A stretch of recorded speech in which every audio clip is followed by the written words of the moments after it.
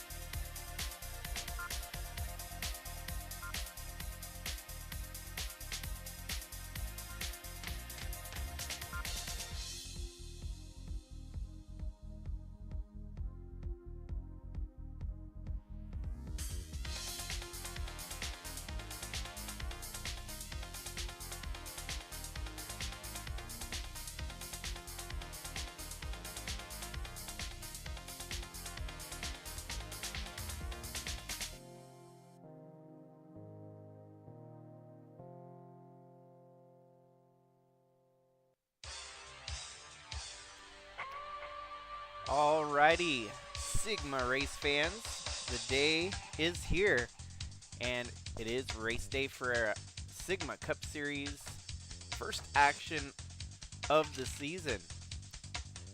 And it's going to be a good one here. All week we've had great racing here at Armory Digital Superspeedway, and tonight should not fall flat of exciting us the same as it has all week so far. So obviously, NR didn't want to give me the ability to set the lineup, so it is a randomized qualifying order not connected to the duels, unfortunately, since the program was only designed to accommodate 42 cars on the save editor.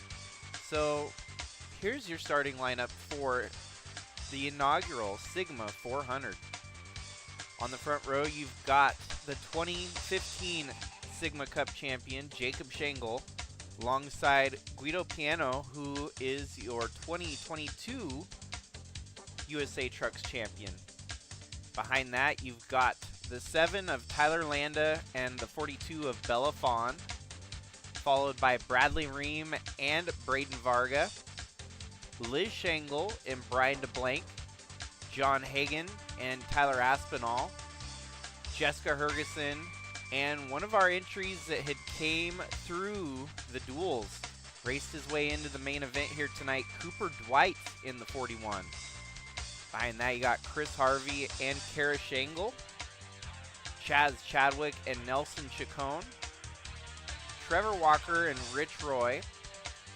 Another entry from the duels. This is the 40 of Carson Bowers alongside Tasha Wright in the number 90.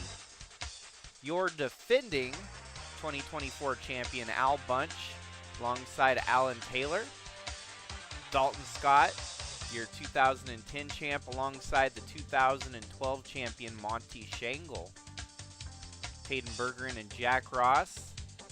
Fireball Robert and Lewis Trost. Ewan Woodarmy and Eli the Wolf. Willow Blake and Dave Steele Jr., Lucas Holmes and Tom Cording.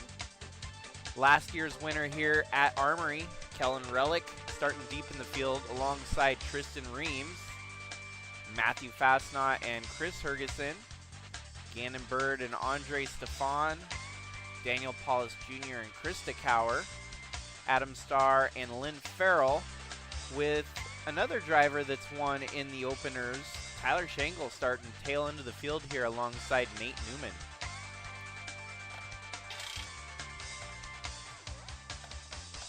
Gentlemen, start your engine!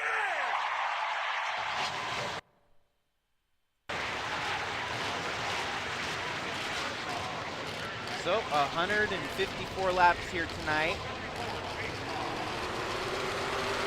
And it's all up for grabs here tonight as all these Sigma Cup stars have come off the offseason expecting to get a win in the first race of the year. Who's going to have what it takes here tonight around this 2.6 mile super speedway? We've seen some fast times throughout the week. between our trucks, ARCA and Bridge to Cup, but these are going to be the fastest that we're going to see all week. These Sigma Cup cars are definitely a tier above the rest.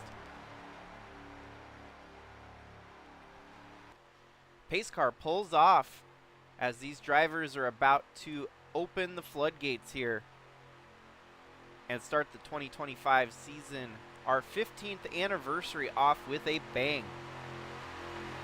You roll into the restart zone, green flag in hand, waving in the air as things get going here tonight for 400 miles around Armory.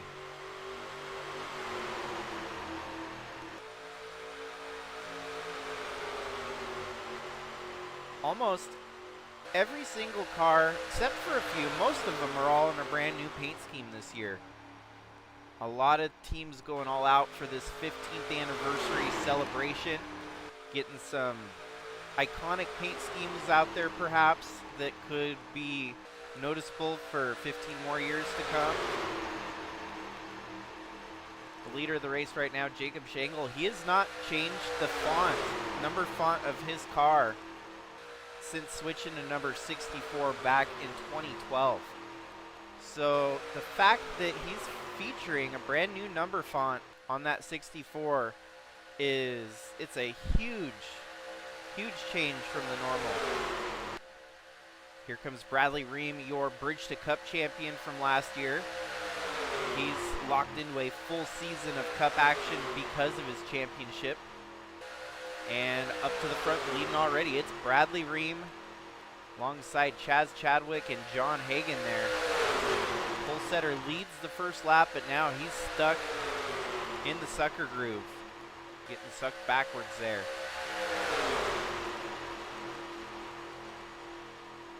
Thanks for those of you that have tuned in so far. It's going to be an endurance race here tonight, folks. 400 miles is definitely no quick skip in the park.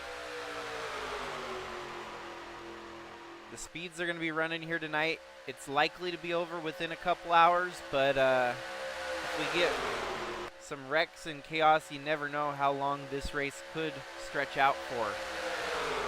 Bradley Ream leads his first lap of the new year in that new number 78 Toyota Supra to him.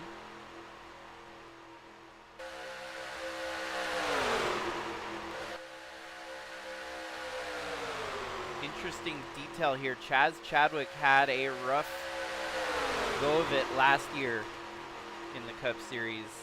Was not really in par with the seasons that we've seen him capable of hosting. He was able to finish 5th in the points last year, but did not get a single win, which is amazing. To go winless, it's such a stout field out there. He kind of had it working against him with Al Bunch laying a whoop down on everyone.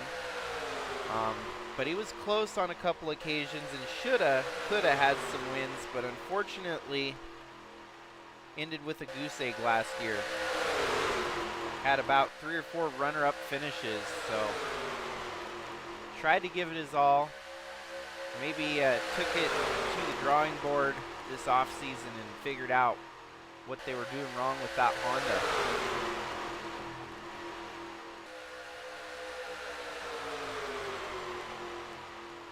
And I can tell you right now, tonight's going to be huge for some teams that may or may not have the best of equipment out there. Getting a win early in the season could help catapult some of these lower teams up a step or two.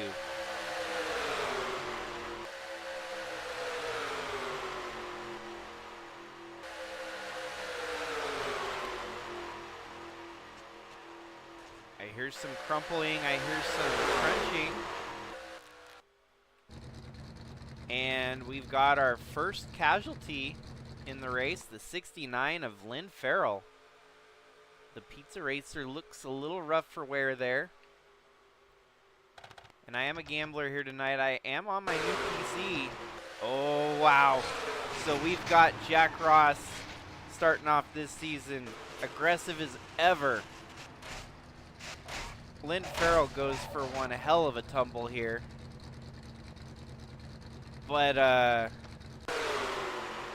we already know how aggressive Jack Ross can be. It's become commonplace anymore to see Jack Ross make bad moves like this. And I think maybe some anger is going to be directed his way.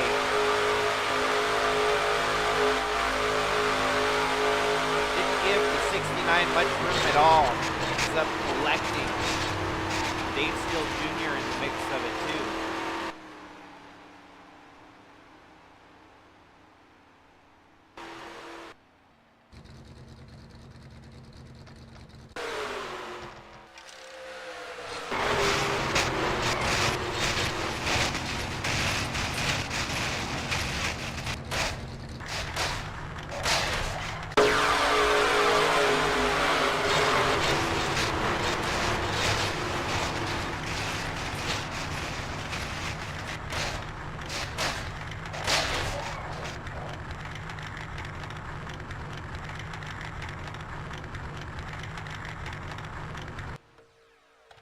Well, what a rough way to end your day there for the 69.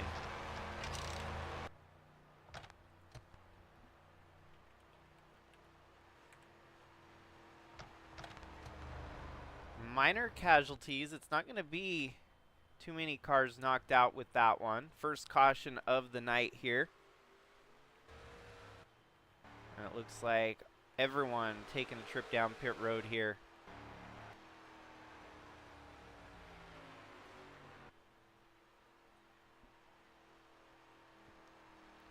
So we're going to go ahead and just do a brief intermission here. You'll see all the racetrack action. But we're going to go side by side during these kind of small commercial breaks. There's no commercials, but intermission, that would be a better way to put it. We'll take our quick intermission here and get back to the racing within probably another 3 minutes. So.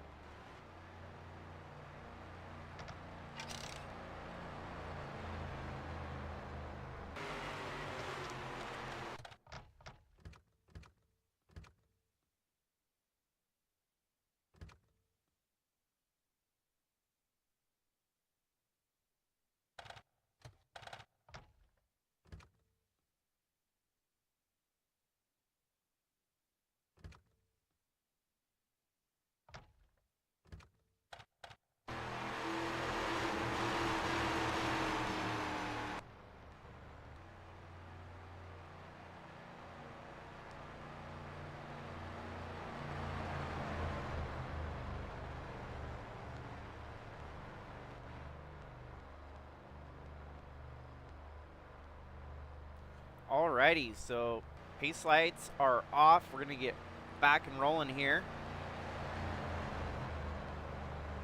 Only 8 laps in the book so far. And still 45 cars left running. Not sure if the ticker up above is updating correctly or not. Seems a little bit goofy. I don't think the 20 is in 46th.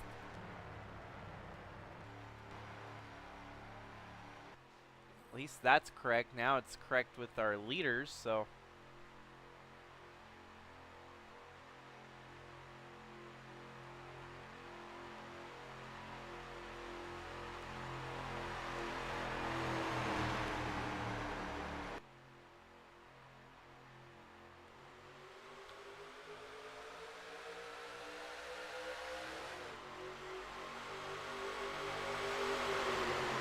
Kellen Relic, you got a pair of Jaguars at the front of the field. 3 of them actually is Al Bunch not too far behind. That is the entire Kellen Relic Racing stables there.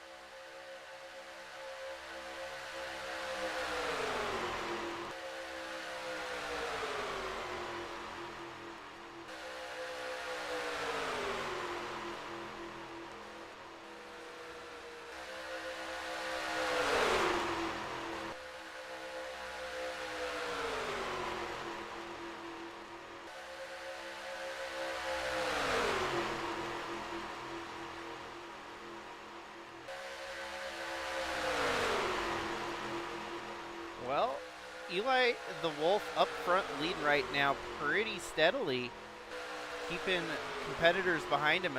It looks like the 45, Tyler Aspinall, putting a charge to the lead here. It's going to be a drag race down the front stretch.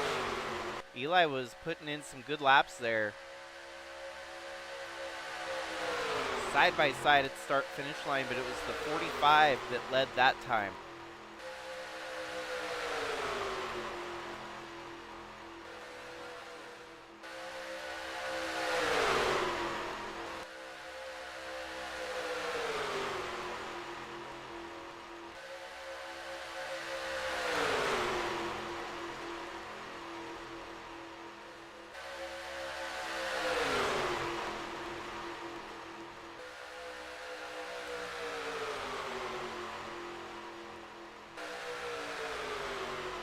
Got the Subaru of Adam Starr working his way up to the front here. This is the first race that Subaru Legacy has contested laps in a Sigma Cup car.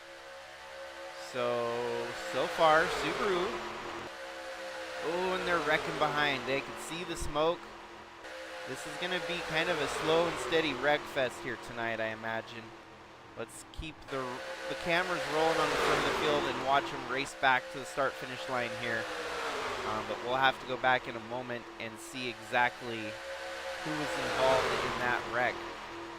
The numbers might have grown a little bit there.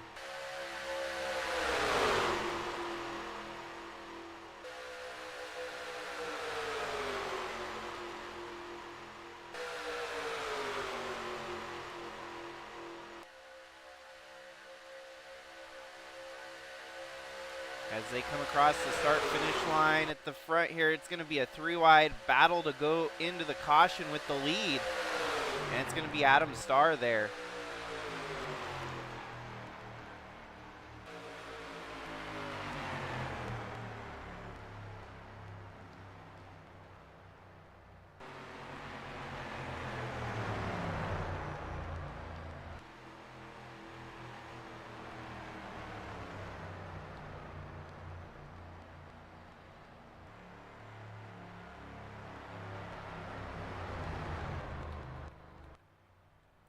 So it looks like Adam Starr's teammate, Krista Cower, may have been one involved in this wreck here.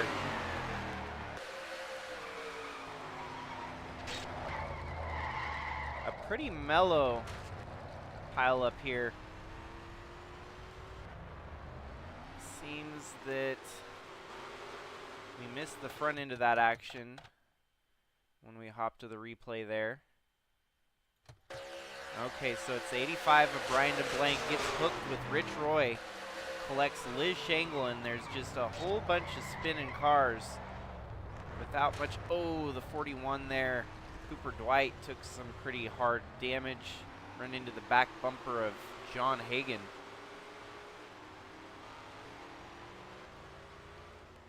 Looks like Krista Cower may have taken the worst of it.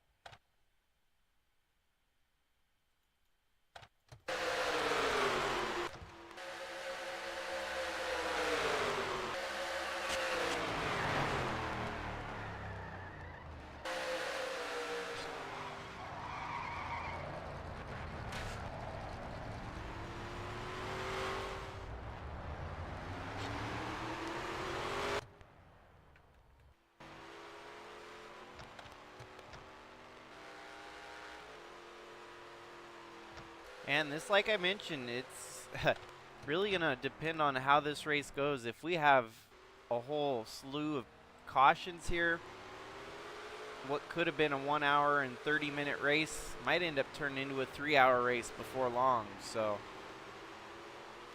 settle in for the long haul here, folks. It's going to be potentially a long one.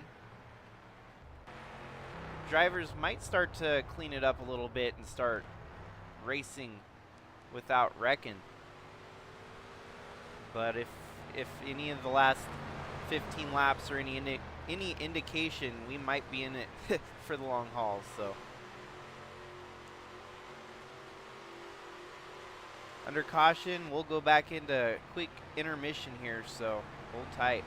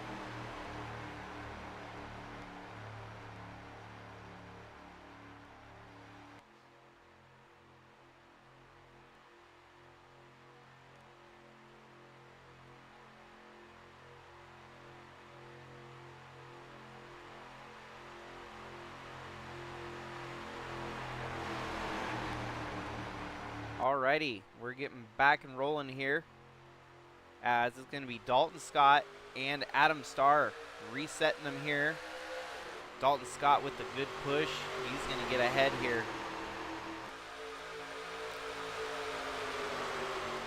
Dalton is the first driver not in the Kellen Relic stables to be running a Jaguar, as KRR has been the home of Jaguar in the Sigma Cup Series. Dalton Scott with his team Thunder Buddies Racing was able to ink a deal with Jaguar for this season, 15th anniversary season, and Dalton's gonna pretty much go for broke here this year. Wants to try getting that second, very elusive second championship that none of our champions have been able to get, as we've had 15 different champions in 15 years, so no one has been able to defend or repeat their championship, but there's still drivers out there trying. Moose Tross led that lap, and it's 3 wide with Eli the Wolf on the bottom here. Al Bunch coming back to the front again. Dalton Scott getting knocked backwards. Kara Shangle in the number 21 Levi's. Looks like a fresh pair of blue jeans on the racetrack. And Sigma officials are going to have to start keeping an eye on damaged vehicles here, as we have had quite a few wrecks and quite a few vehicles involved with some damage on them. We haven't had a big wreck. We've had pretty much, you know, 2 scattered small ones that have collected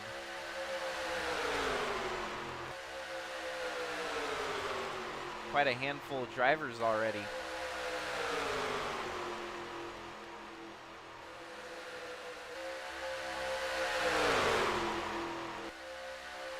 Cooper Dwight's teammate there, Carson Bowers, in the number 40. Made it through the duels.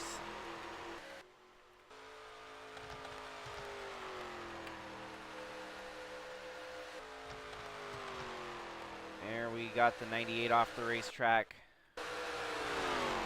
Really hope 3 and 4 seconds.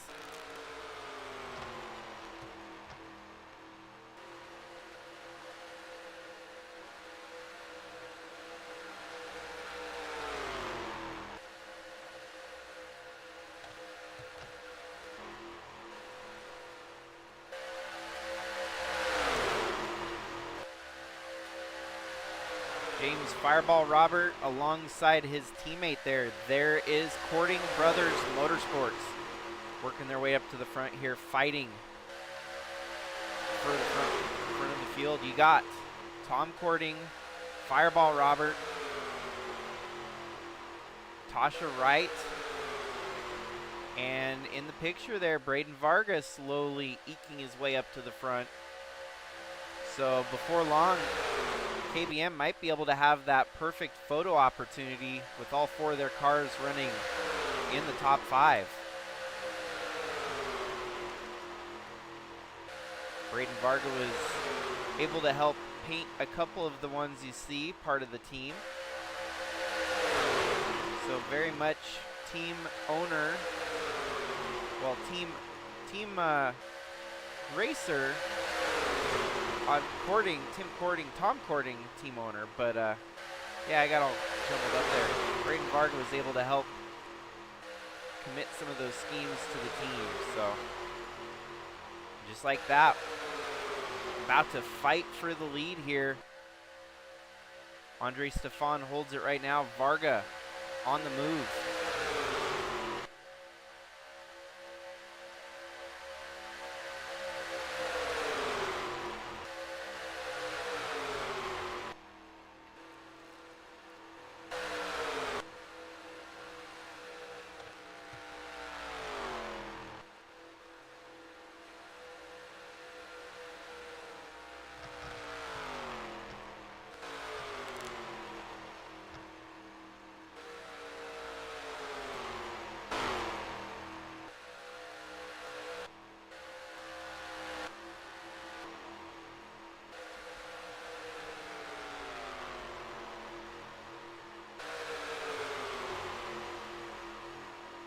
So we still got 32 cars within the lead draft. It looks like your pole sitter struggling a little bit, drops off the lead group. Maybe pulling a kind of a Denny Hamlin safety move there, trying to avoid any wrecks if they do happen, running in the back here. Wouldn't say that's the best of strategies. You do risk yourself. Oh, Willow Blake to the lead here.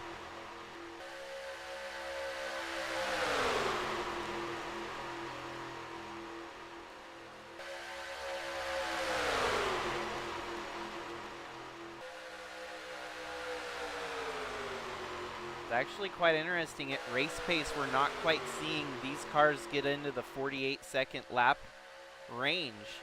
Fastest lap so far, a 50.119 by Guido Piano. I can only imagine has a little bit to do with the draft being so bunched up that maybe they're not getting as much free room to run for those fast laps here tonight. Things definitely looking a little bit chaotic in the middle of the field.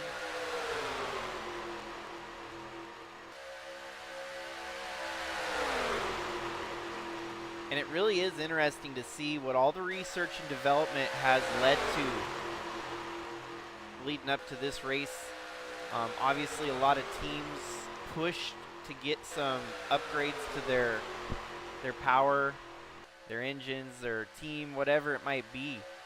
And we're seeing some different faces run up at the front of the field that we don't often see. I think mostly because they did do that research and development.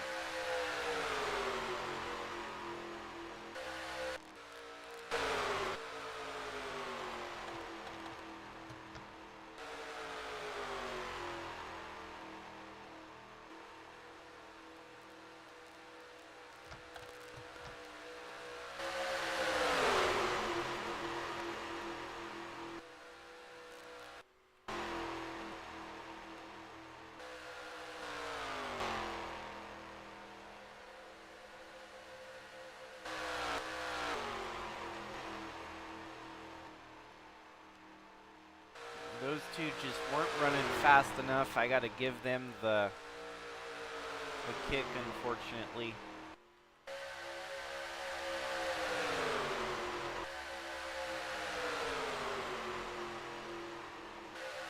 Oh, there's a little bit of trouble there for the 43. He got up into the wall, and that's going to separate the group in half here, roughly. 43 just drove it in a little too... Oh, wow, actually there was a wreck involving the 15 of Dalton Scott. Wow, there's some folks that got a close shave there. Willow... Oh, wait, that's the 40 of... Ooh, Carson Bowers took a hard hit there. I can't believe... Okay, yeah, and we're under caution now, so... Rough break for Dalton Scott there, getting 3 wide and taking the damage. So let's watch Carson Bowers in car.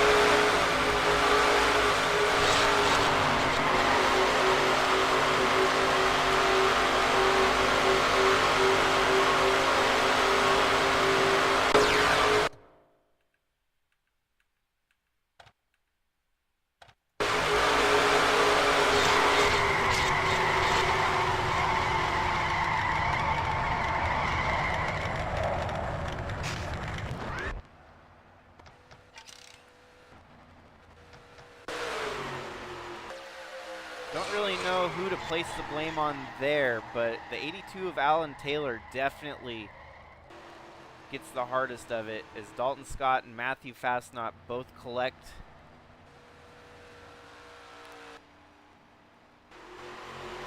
And yet, that strategy by the 64 team might be panning out here as they wreck. He gets a couple more spots of attrition.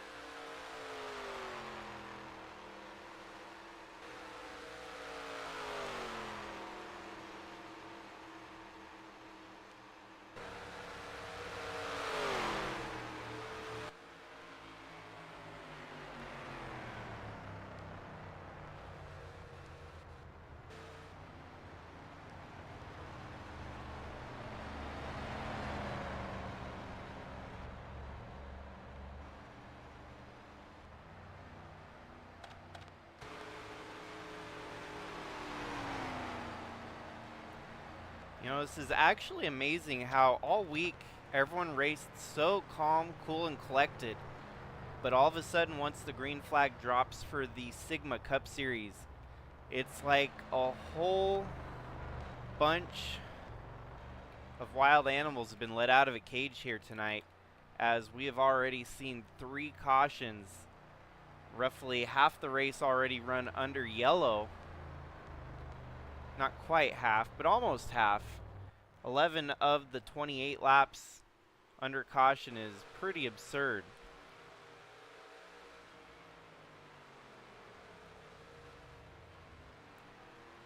And what's even crazier is the fact that we still have so many cars still alive and rolling here. Even with all those cautions, we've only lost, I think, for certain, well now, with disqualifications, 8 cars, 9 cars, and maybe 12 at the most, if those other 2 that are a lap down retire in their finishing spots. So yes sir, it's turned into a good old-fashioned wreck fest so far. Lights are out on the pace car. Your leaders are the 22 and the 23. Trevor Walker, a truck regular that has been competing for wins year in, year out, has yet to find success here in the Cup Series. He is the winningest driver in our truck division, and his brother just ended up winning the truck championship last year. Made the big move to Cup and unfortunately failed qualify for this race here tonight.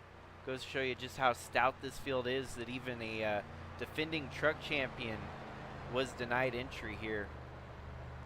And so Trevor maybe trying to get a little bit of redemption for his brother missing the race here.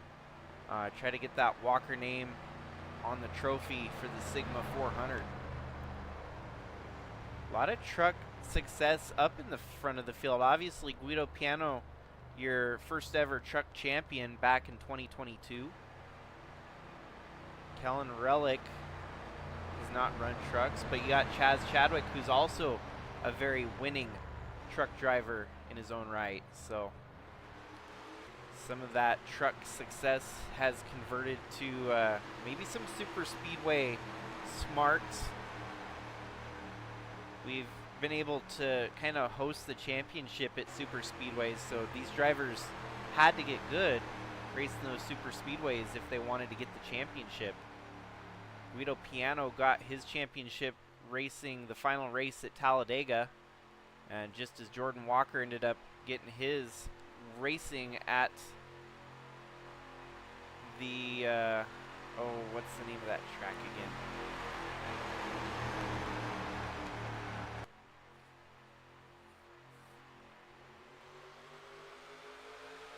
At Ricky Raceway. Dang, why did I forget about Ricky Raceway? That's one of the best super speedways.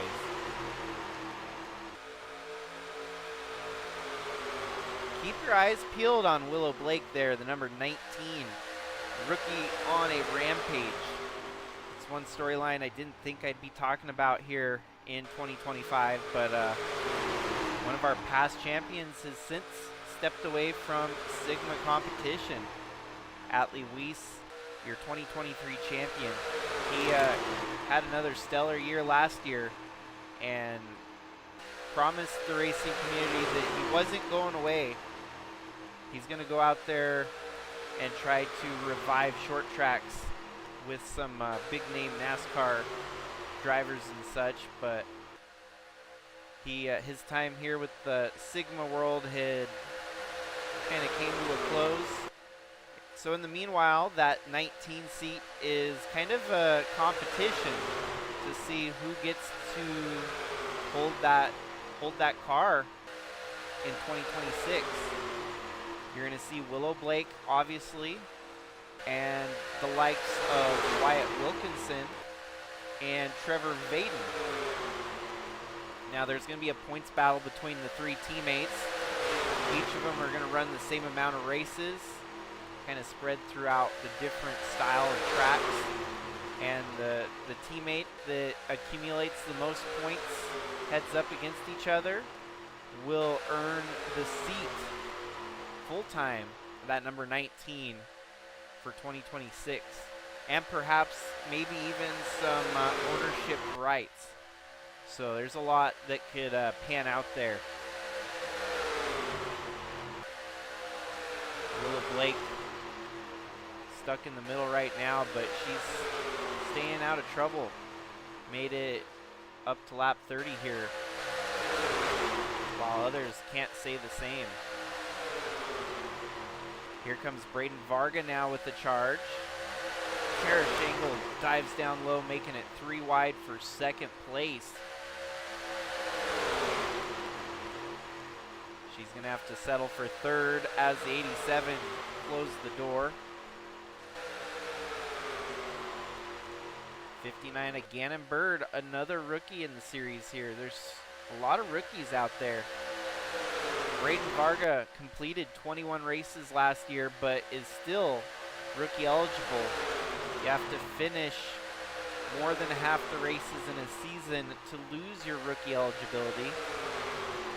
And you have to finish, obviously, more than half to be in the running for Rookie of the Year. So Braden Varga right here, settled in for a full season of action, going to be contending for that Rookie of the Year honor. But it's very evident that he's going to have a lot of yellow bumpers to deal with, fight for that Rookie of the Year championship.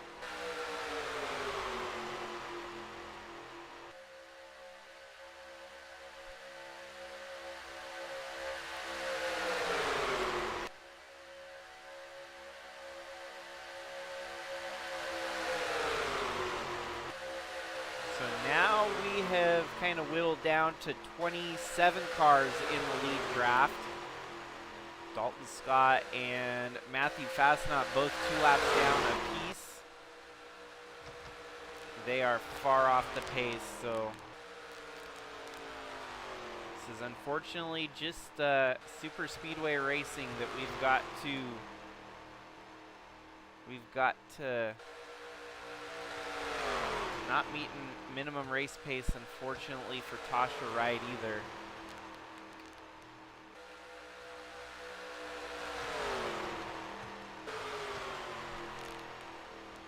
Dalton Scott on the mean side, he's in a group here drafting, and it seems like if he can get some breaks here tonight, could get waved around to the lead lap. So we'll keep an eye on that. It seems that he's got some drafting partners here.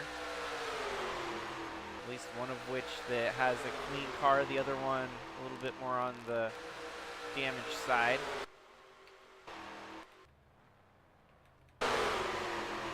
And we bounce back to the lead, and it's none other than Al Bunch taking that spot.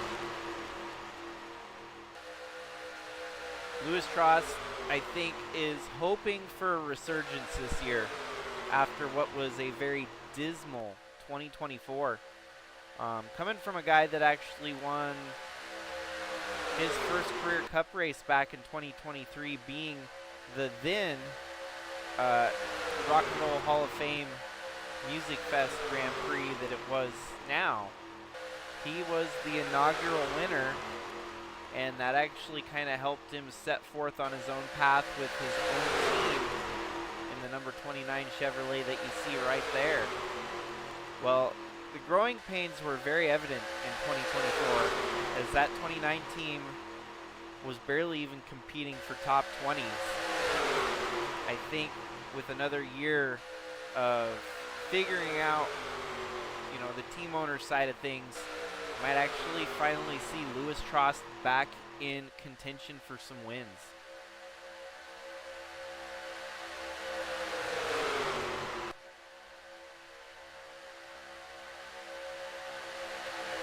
Seems like things have settled in. Hopefully I didn't just give us all the commentators' curse or jinx by mentioning that. So in the meantime, I'm going to give you another Sigma intermission side-by-side racing action. Don't go anywhere, folks.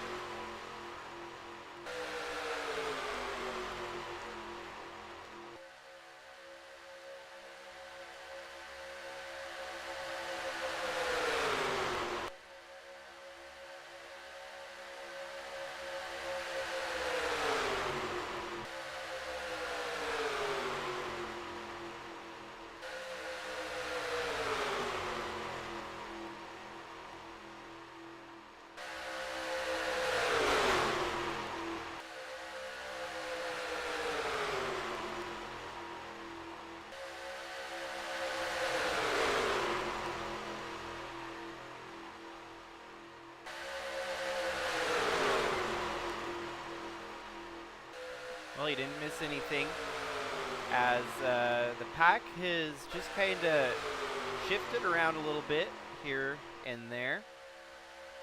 New leader going to be Fireball coming to the line, but it's going to be Willow Blake trying to get that spot away from him. Might actually start to settle in for a good old long run. Maybe even have an occasional chance here to see some green flag pit stops.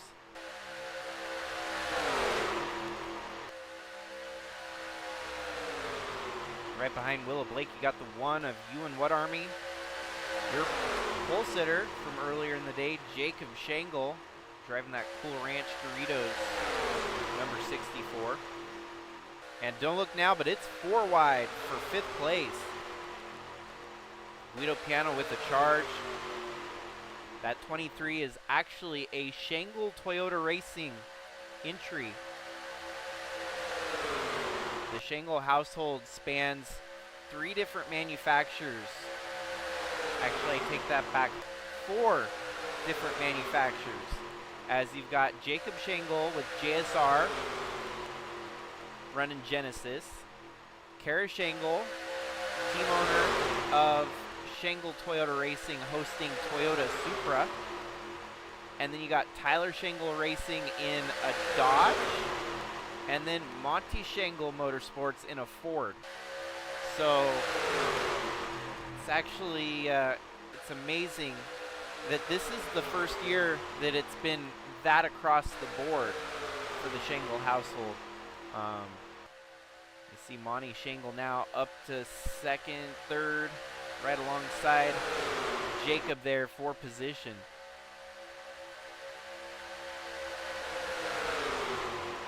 So it's hard to say that the Shangle name is tied directly to one manufacturer or another, because they really do have the whole field on lock.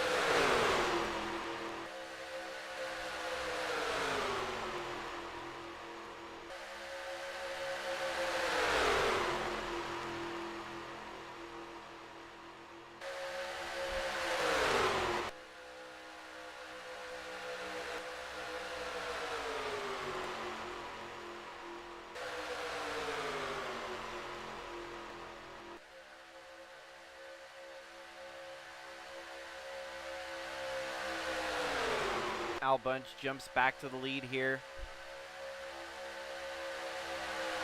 Leads lap 43.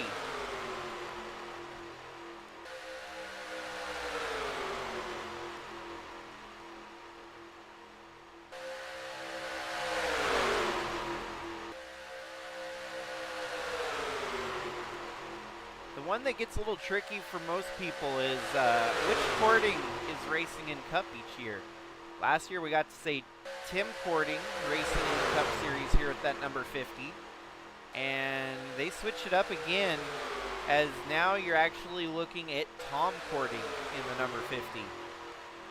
Definitely a different style than what we're used to. Digging the style of that 50 for this year. Kind of brings it to a more modern style. Kind of a modern flair, if you might. But Tom Cording is a truck champion in his own and has not seen Cup action up until this point. He did run a select couple starts last year in filler for one of the drivers that left the series, so did get some seat time, but didn't get to run a full season like his brother Tim did. So Tom going also, I think, one of those drivers that is fighting for Rookie of the Year here.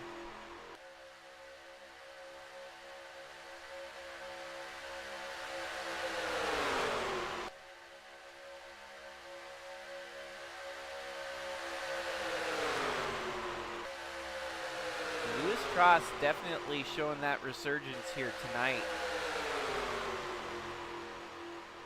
I do like seeing Adam Starr in that number 27 Subaru. That could be a feel-good story of the week. He's been in it from the beginning of Sigma's transition to YouTube. One of the initial signups for what is now the Bridge to Cup Series. It's crazy to think how much has changed in just 3 years. Obviously, this series in its own has existed since 2010. I didn't run the races on YouTube up until 2022. But when I decided to make the move to YouTube in 2022, I felt like I needed a ladder system. And so I had started recruiting people through Reddit, of all things. And amongst some of those first signups for what was then the Sylvania Busch Light Series, Adam Starr was one of the first few to sign up. And so Adam Starr, one of the OG for the inception of the current iteration of Sigma, he has not made any starts in Cup yet. So this was kind of a big deal. He may not have gotten the wins. He might not have gotten the championships to work his way up the ladder. So with that, obviously, he had to race his way in. He did happen to race his way in to the duel, and he was part of duel number 1. And he ended up finishing in the duel 7th, and he was 4th amongst the 6 that were moving on. So still running right about 7th here tonight. That's, boding well for a great finish for that number 27. And it's definitely an experiment too, because we've never seen Subaru in action for the Cup Series.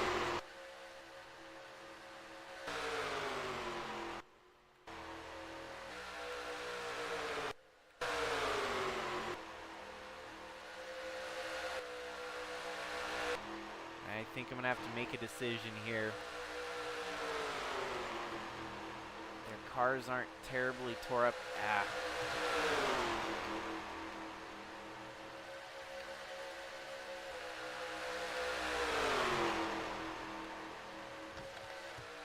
They lost the draft, and unfortunately, the damage on the 85 is significant enough to merit the DQ. We want to keep this racing action going clean. Oh, and yeah, there's more drivers furious. Jake Jakester on pit road was going through the pits and seeing all the fury from the drivers upset about the DQ happy officials here tonight. And so I think you can chalk that up as another one of the drivers furious with the officials. Brian DeBlanc is just trying to kind of stretch it out here, hoping for a caution. But Sigma officials deemed that even a caution wasn't going to save them. So Chris Ferguson takes the lead away from Willow Blake here. Taden Bergeron giving a push. She's getting a good push here, going back to the front. Going to steal the lead back from Chris Ferguson. Blake leads back-to-back laps right there. So in the midst of all this, we still have 27 cars within the lead pack.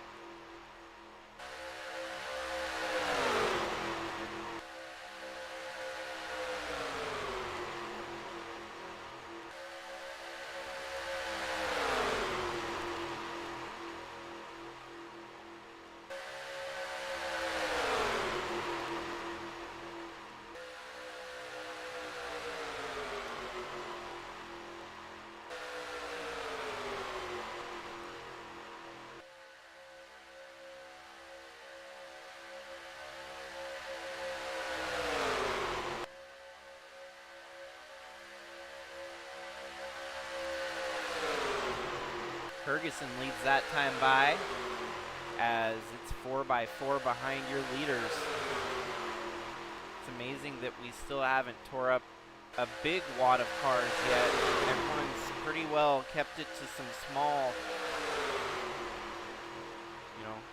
handful of car wrecks rather than a big pileup. Jacob Schengle in the 64 is in no man's land there, 5 wide. That's trouble waiting to brew. 64 in the 1, bump, they go through the corners. 64 lets off a little bit, I think probably for the better, as that could have got ugly. Andre Stefan, we know how good he is when it comes to super speedway racing. He's leading the way right now over some very stout competitors. And brief pause here, folks, as we made it to the 1 hour mark. As is customary with Sigma Cup, I have to usually do a record of the race up to each hourly point, just for backup purposes. Race 1 of 42, how sweet is that?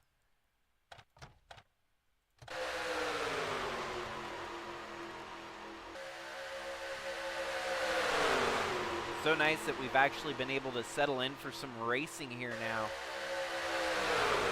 Unfortunate for those that were involved in the wrecks here today.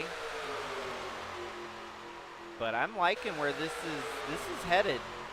We definitely have quite a few contenders for the win here tonight. This is the inaugural Sigma 400. We did a race here last year, but it was not called the Sigma 400. The likeness of the series shares the name of the race. It'd be a big deal to get that trophy on your resume.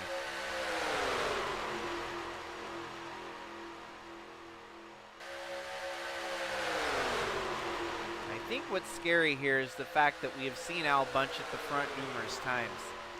That does not bode well for the rest of the field. Your guy that dominated all of last year with 15 wins in 42 races, it could be Groundhog's Day. We might be looking at Al Bunch 2.0.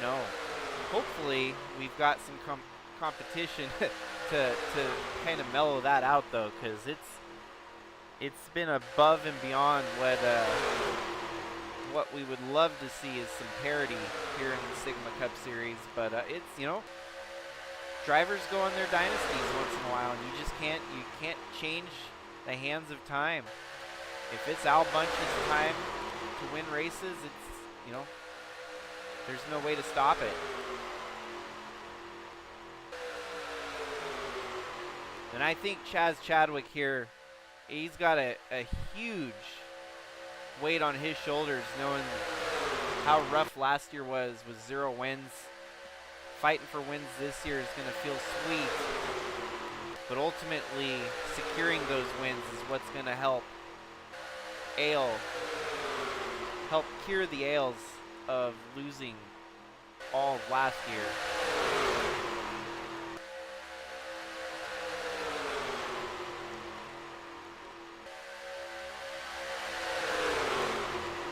Might very well be working our way towards green flag pit stops here tonight, as this long run has brought us to lap 56.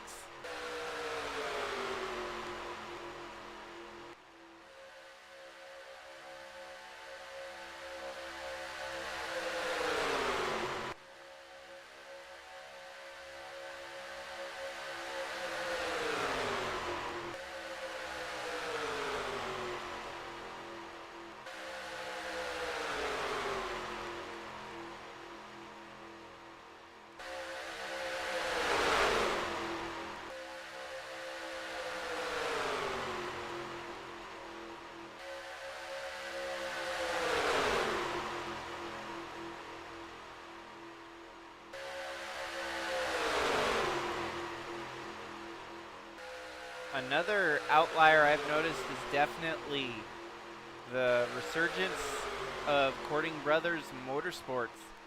Kind of been a teeter-totter with the manufacturer game that they've been playing.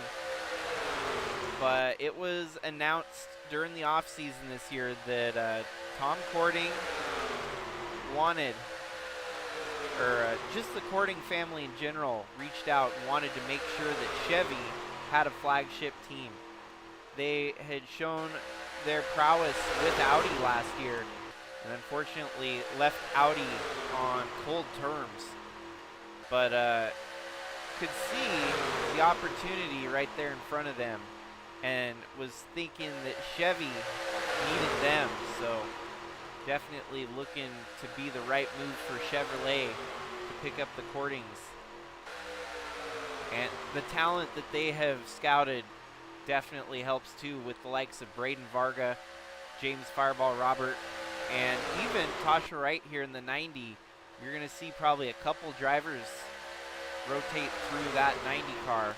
But still a good crew of drivers.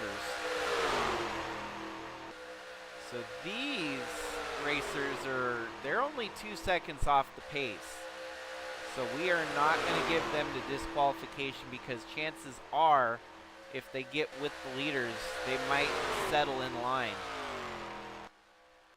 Of course, green flag pit stops probably on the horizon here. That would allow us a chance to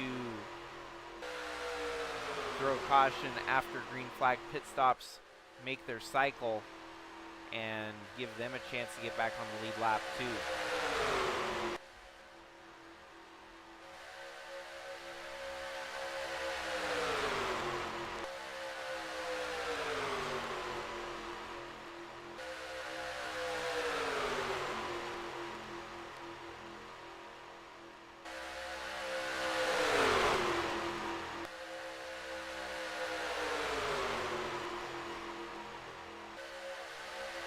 It's Great to see as many drivers as we have here make it this deep into the race without wrecking.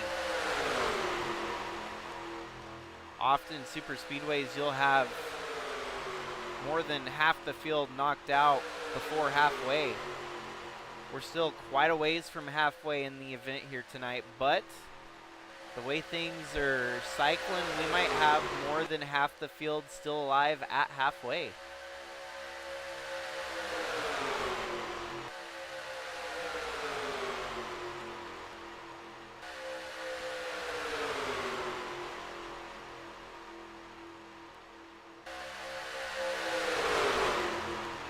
This is truly a gamble. I mean, starting your season out on a super speedway is tough enough. A lot of these drivers might be eyeballing this race as an opportunity to change their entire team's trajectory for the season. You know, getting your feet up on the right step right out of the gate doesn't hurt.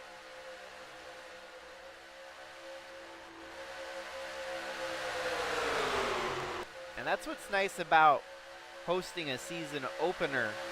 I mean, there's not a lot on the line right now. It's not like the championship's up for grabs today. So whatever happens tonight, you're obviously going to have a chance to rebound. It's not like your entire season is thrown away in this one race. If you think about it, there's some other storylines that have been put together here. The likes of Willow Blake. She cannot afford to have a bad race. She's only going to have 14 shots at it here in the Cup Series this year.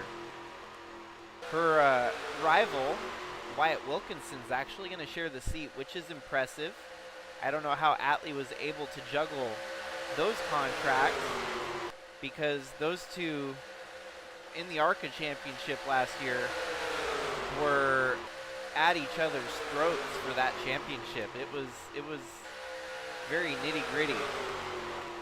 And so I think Willow has a bit of a chip on her shoulder to outperform expectations here. And she can't afford a bad race. She's got to keep the throttle to the floor and try to win as many opportunities as she's given. Having a stellar start so far, running up at the front of the field. Oh, and here we have green flag pit stops. Lap traffic does kind of shake it up a little bit. And so this is the point in Sigma Racing where we follow along until everyone makes their green flag pit stop. We'll focus the camera on the leader. Every time someone goes down pit road, we'll shuffle back to the next in line.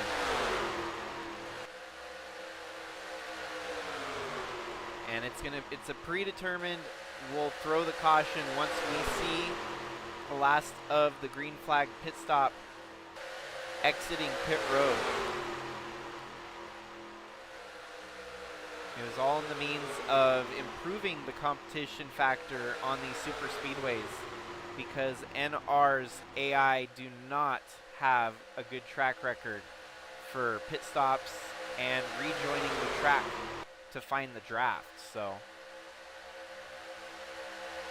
see, ideally, if the AI were smart enough in the game, they would have all came together so that they could all exit pit road together. But that's simply not the case.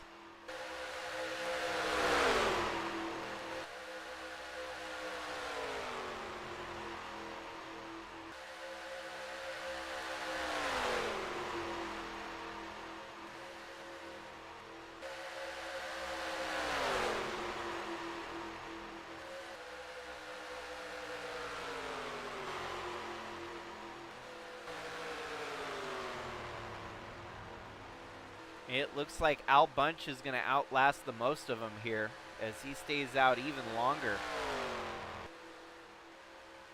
When you think about it, with the forecasted caution, there's strategy in this too, you know.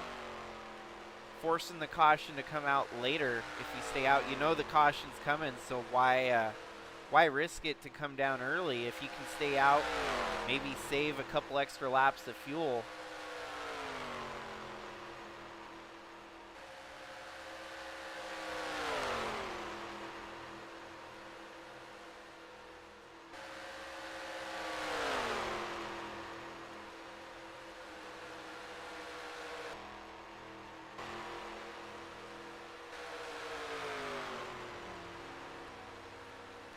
Wow, Al Bunch still sticking out there.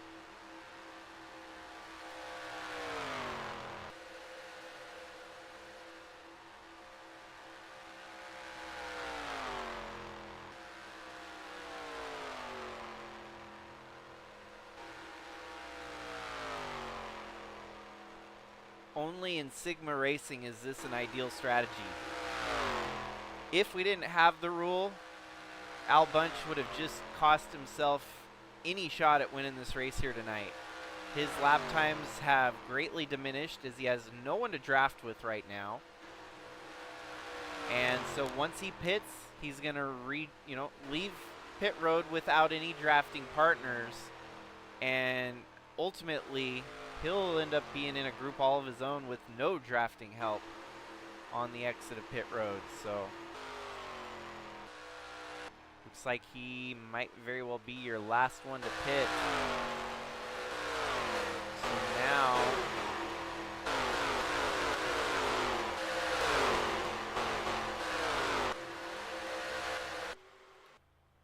we gotta wait until he gets past the pace car.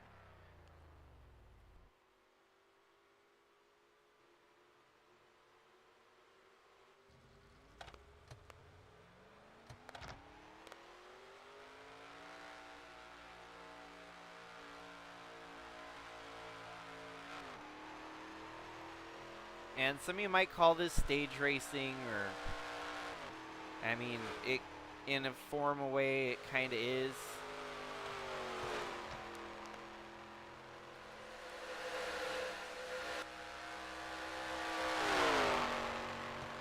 The only style of tracks that is going to see this, feature enacted is Superspeedways.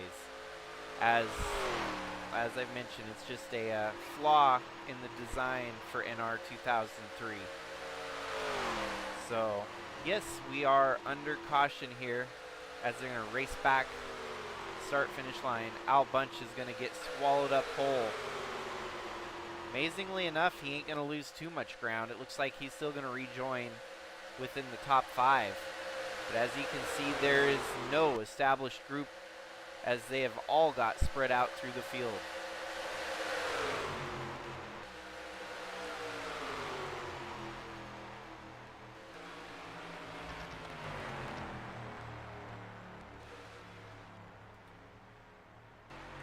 This is a win-win for everyone involved because it really does fix a headache of a problem where you'd be having an excellent race, then everyone makes their green flag pit stops, and it turns into an absolute snooze fest.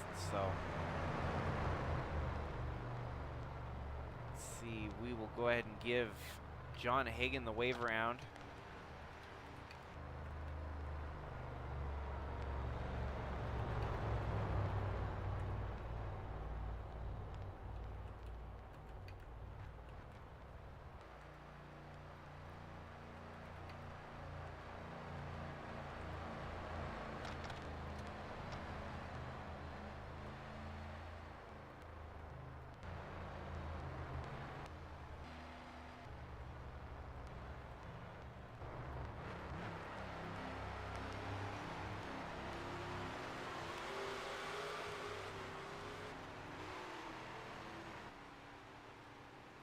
Kind of a mixed bag of those taking pit stops here.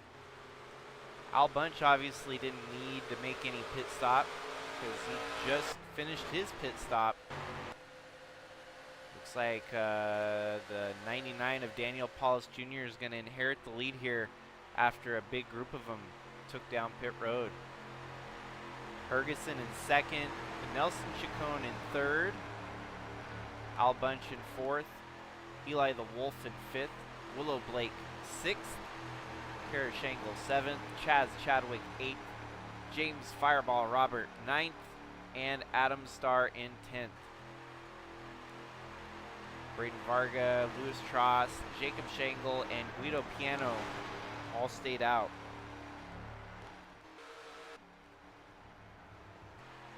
So, quick intermission time as we're under caution here, but stay tuned. We'll keep it side by side as they roll around under caution here.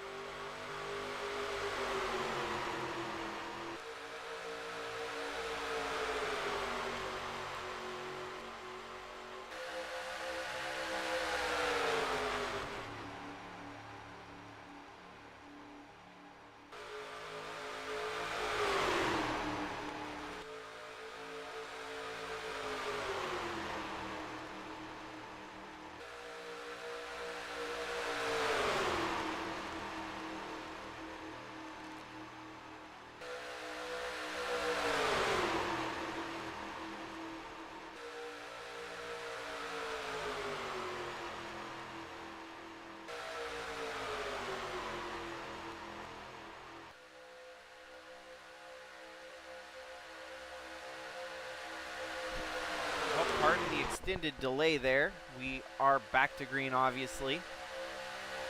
And Daniel Paulus Jr. leading over Karashenko right now. We're slowly approaching halfway in tonight's Sigma 400.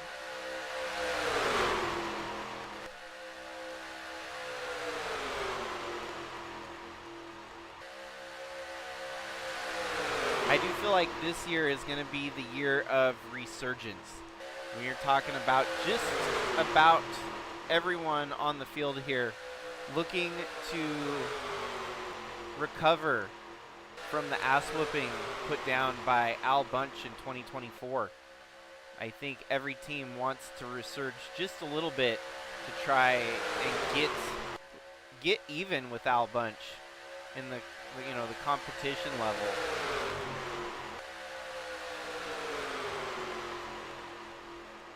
Oh, Willow Blake got bumped there by Jacob Shangle, but both of them saved it. Man, that is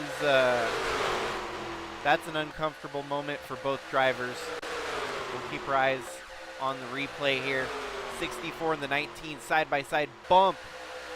I don't know if maybe Jacob gave a bit of a bump there to let Willow know it's like, hey, you're on my side. You need to, give me some room here. But maybe it wasn't exactly Willow's fault. I don't think these cars seem to suck up to each other. It has a lot to do with the draft, so perhaps just a racing incident too. You see John Hagan in the background trying to snake around to find the draft. That 88 still struggling to find draft with the leaders here. He did suffer some damage earlier in the race. Seems like they were able to make some repairs to it though, and seemingly looks all right.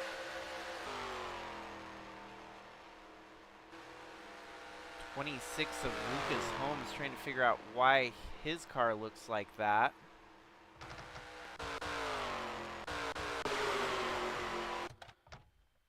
Maybe that was... Oh wow, so when the caution flew, he ends up getting tangled up in a mess here under caution that we missed.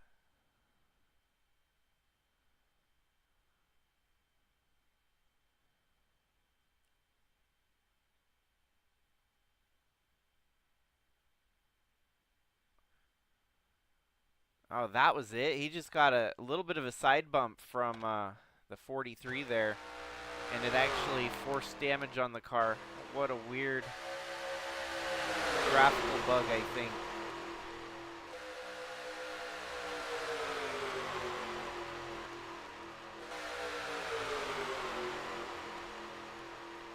Bradley Ream leading the way with Gannon Bird right behind him. Gannon Bird giving Cadillac one of their first starts in Sigma Cup competition.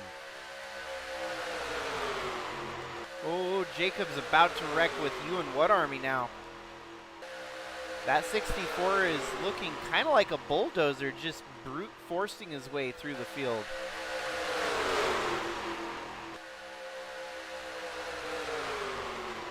Four wide for about 10th place there.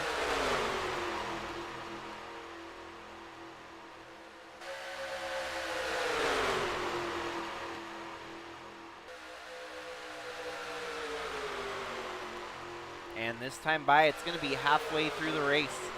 Lap 77 with 77 to go. Bradley Ream is going to be your leader at halfway here.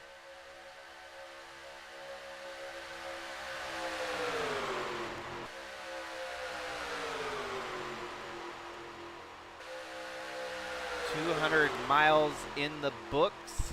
200 miles to go. Lewis Tross taking the lead now away from the 78 Supra.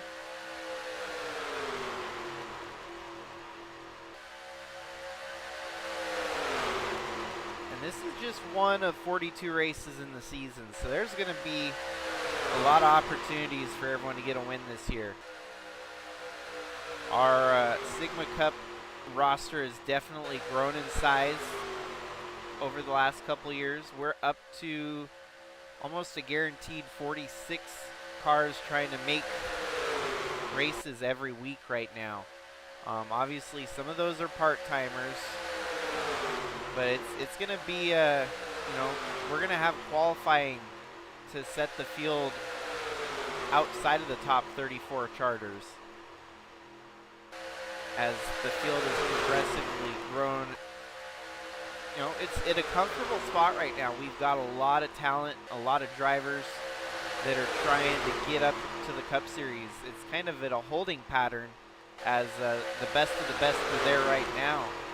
And it's not likely to see many of them step away unless, something comes along the way that would force them to do so.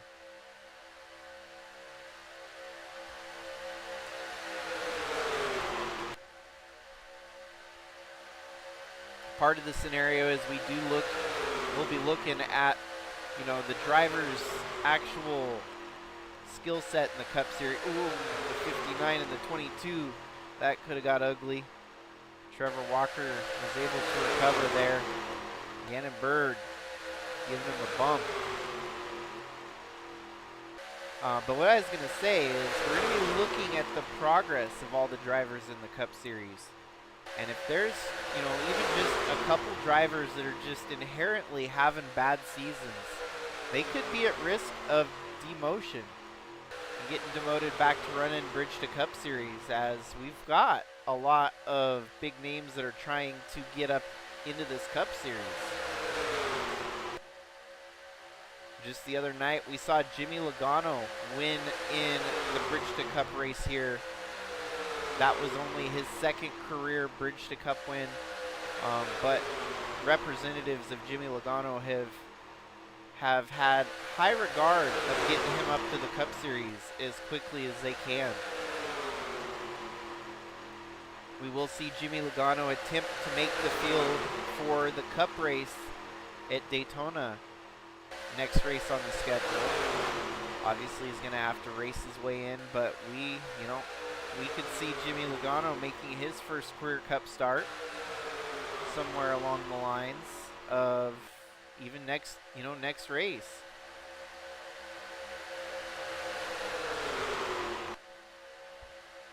Monty Shangle takes the lead here. Oh, and it's going to be a photo finish if it were the last lap. Monty Shangle would have just barely nudged out the 18 by 0.01 seconds there.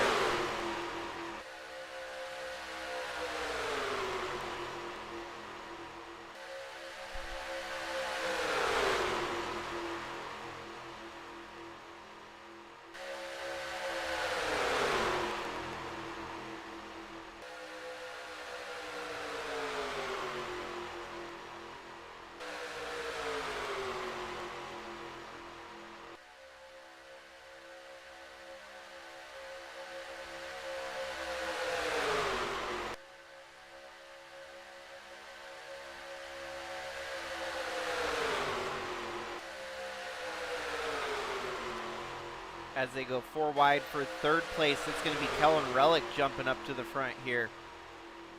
I think as the team owner, Kellen Relic kind of taking a back seat to his teammate, Al Bunch. It's kind of crazy to think that Kellen's been at it since 2010 and has not yet seen a championship to his name.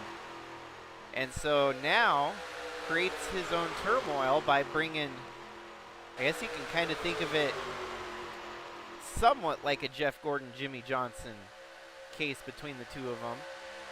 Except Kellen Relic doesn't have any championships like Jeff Gordon would, but he definitely brought a Jimmy Johnson into his team. And maybe a little bit of a friendly rivalry, but somewhere at the back of the brain you got to think that team owner Kellen might not be as keen to letting teammate Al Bunch get all that success.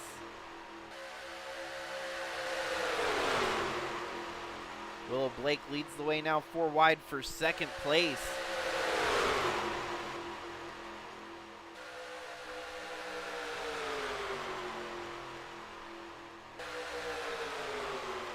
Willow Blake has led quite a few laps here tonight. She's putting in a good showing in that number 19. Perhaps following in the steps of her team owner, you know, getting a shot, proving her point.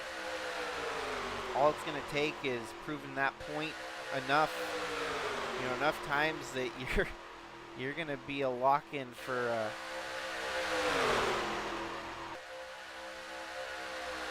seat up in the Cup Series here. Man, that really does throw some wrinkles in the plan when you're not locked in for a full season because of the, you know, shared seat with your teammates. I'm just thinking metaphorically here, if Willow Blake happens to win the first 2 races, then what? What would team owner Weiss be thinking? Is it going to be a situation like Atlee himself got, where Joe Gibbs saw what they were getting and hired Atlee to run the rest of the season full time? And maybe Atlee opens up a second seat for Wyatt Wilkinson and Trevor Vaden to duke it out. That's honestly, it's above my knowledge of what would happen, but it's definitely a interesting thought to have.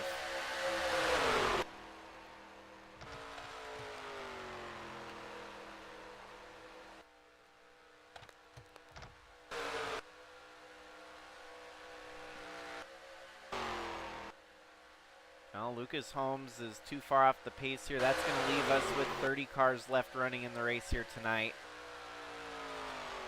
I really hope that they don't just catch him, and it's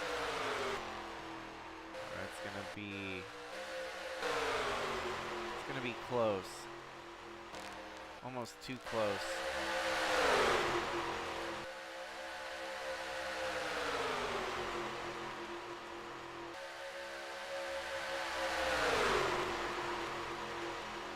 As they catch him going into turn 3 here, he's going to have to pull off the racetrack to get onto pit road.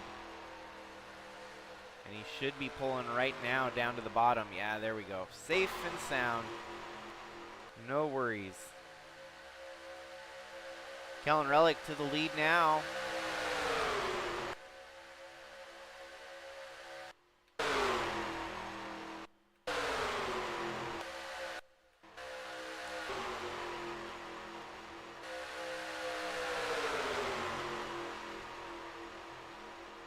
The racing department, as they are known now, with Willow Blake, Andre Stefan, Bradley Ream, and even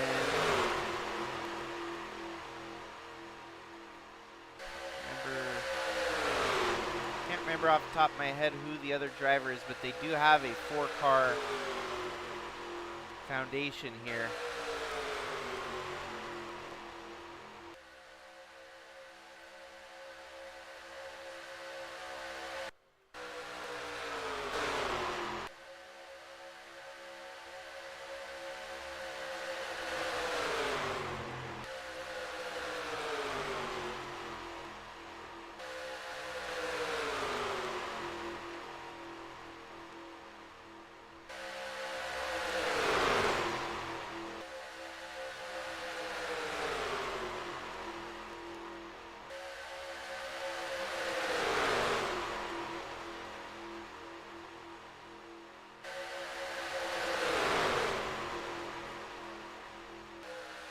Oh, I stand corrected. They are only a 3-car team.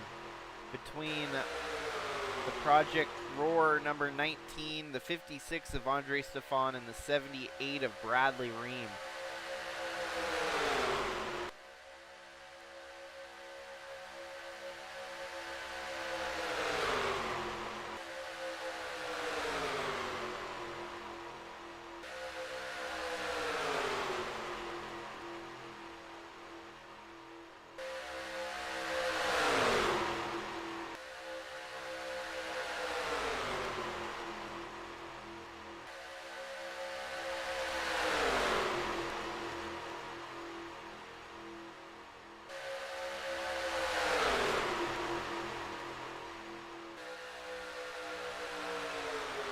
One thing that doesn't get very well noted is the fact that the points are going to be adjusted accordingly for the larger field here. Obviously, we don't host races with 46 entries very often.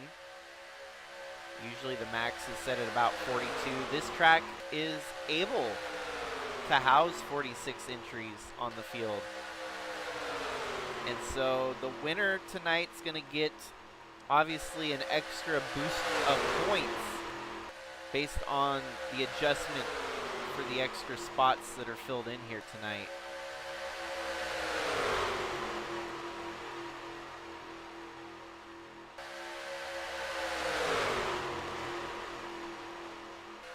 We're starting to close in on lap 100 here tonight.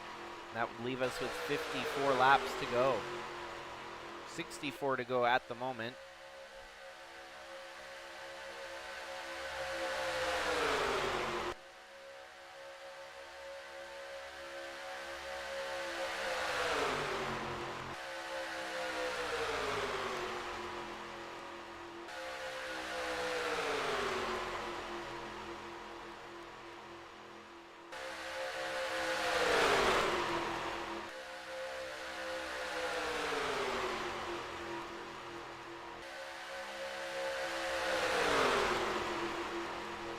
Mostly at the point I see probably tuning in and tuning out. It's in the long haul here. I mean, this is a pretty hardcore race for most folks to follow along with. Thanks for the diehards staying tuned here from green to checkers. And it's been a great race so far. We've seen a lot of passing. We still have 32 cars, which is more than we could say about any other race this week. Actually 28, not 32. We've got about 28 cars still within 27 within a shot at winning the race here tonight, which is still more than what Bridgeton Cup had to offer after halfway, more than what the trucks had to offer.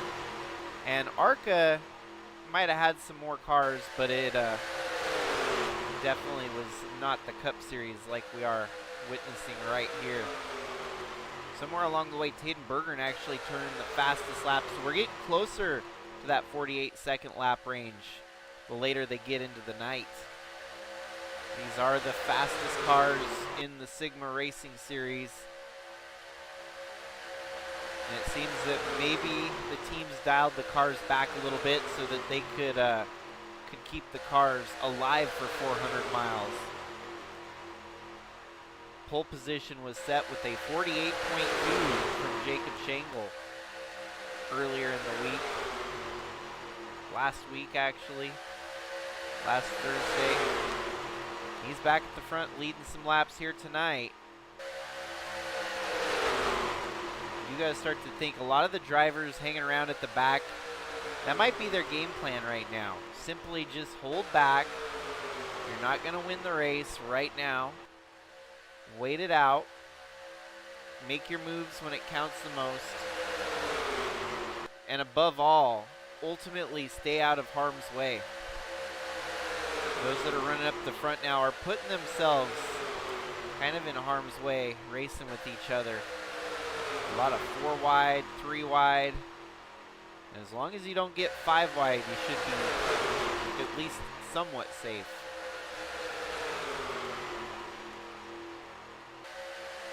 Bradley Reen getting a push from Kellen Relic at the front of the field there.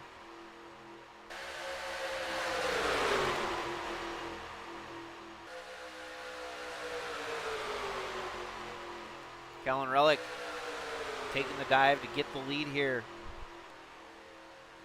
Your winner last year at the season opener.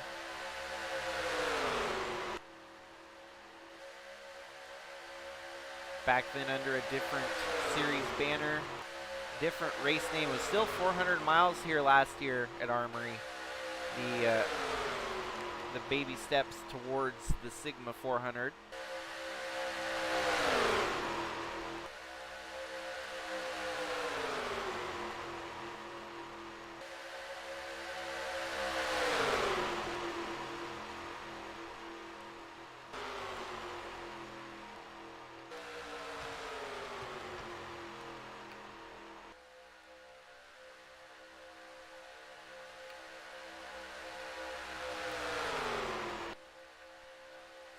We tried to give these folks as many tries. They got an opportunity to get back with the draft, but ultimately do not have what it takes here tonight. So that's honestly going to be the last of our slow traffic that we've had to deal with. And it only took us to get to lap, well, 94 here to actually get everything sorted back out. It gave them an opportunity to try to get back into this race, but ultimately they could not. Ooh, and I think making that call was perfect because you can see if they would have caught, the leaders caught the lap traffic, we would have probably had a for sure wreck. The way that they're all bunched up here fighting for positions.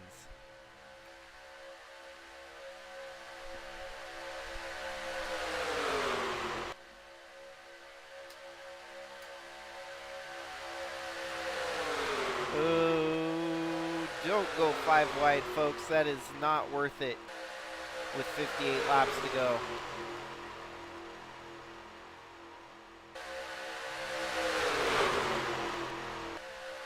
Al Bunch was very specific about bringing this Penske car back for another season, as it is now iconic as being a championship winning car. That paint scheme strikes fear in the rest of the field, I bet, when they see that yellow Penske car in their rear view mirror.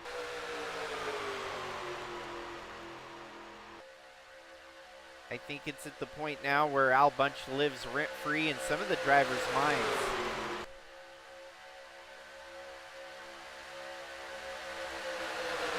Here we got Braden Varga sticking it to him, though, going down on the bottom, getting the position. Varga's been kind of minding his P's and Q's so far, staying out of trouble, running at the back. But now he's figured it's time to move up and try to lead some laps here. Obviously, lead laps count as bonus points here in the Sigma Cup Series. Leading the most is also a boost, a bonus points situation. So it is kind of an incentive for these drivers to try and lead laps and run at the front all day if they can.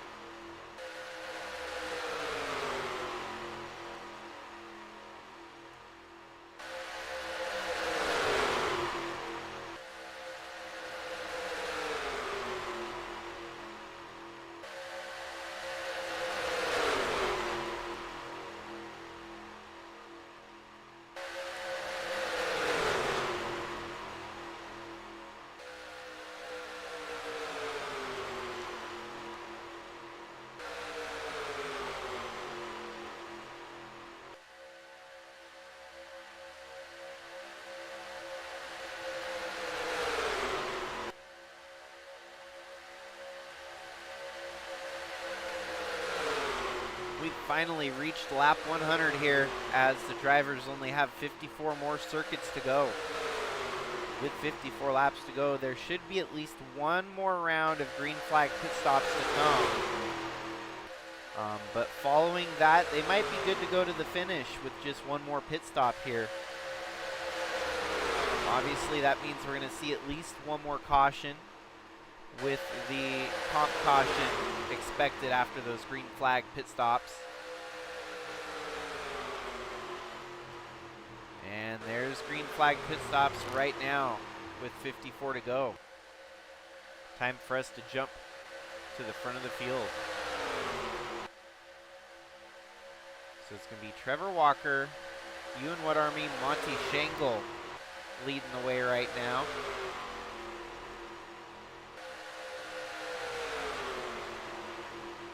Then you got Tom Cording and Adam Starr, Chris Ferguson, Braden Varga, and Al Bunch deeper in the picture.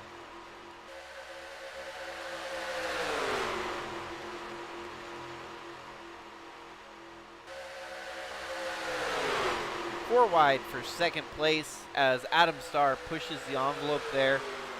Adam Starr is going to even take the lead.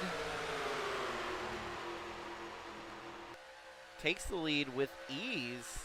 Now fighting alongside the front stretch here. It's going to be a drag race between What Army and Starr. What Army is going to stretch it out here and lead the lap.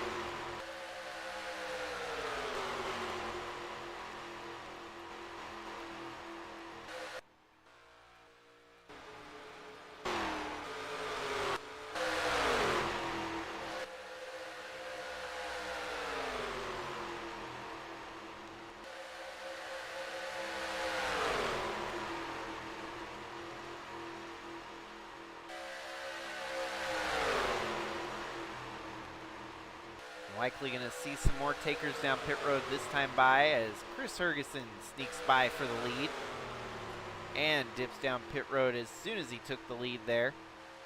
Adam Starr, your leader, coming across the front stretch here. It's going to be Adam Starr, credited with another lead lap.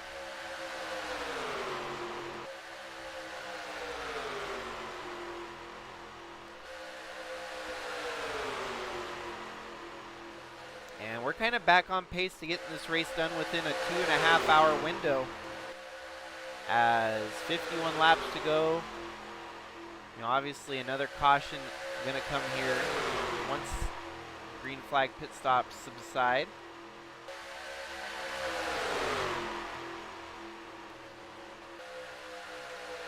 Well, thanks to hopping in on this one, you're going to be treated to an excellent finish no matter what. Maybe just pick a car that looks pretty to you and root for that car to win it. As we're going to be getting down to the nitty gritty here with just around 50 laps to go.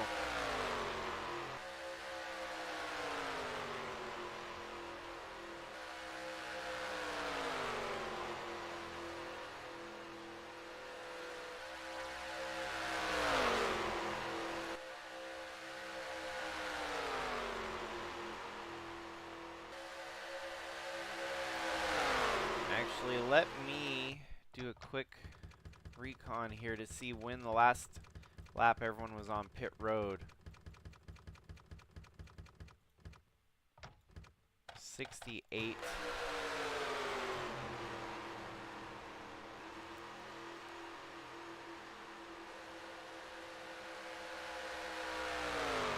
Man, it's tight. They're gonna have another round of pit stops.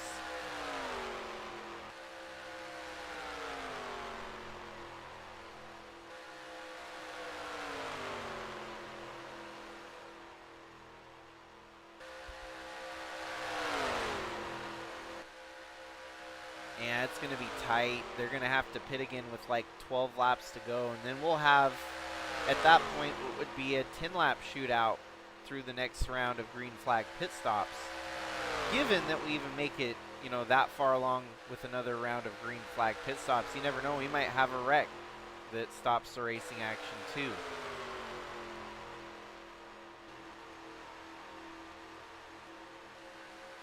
Well, right there, Bradley Ream's going to be able to stretch it to what would be 38 laps on his run here.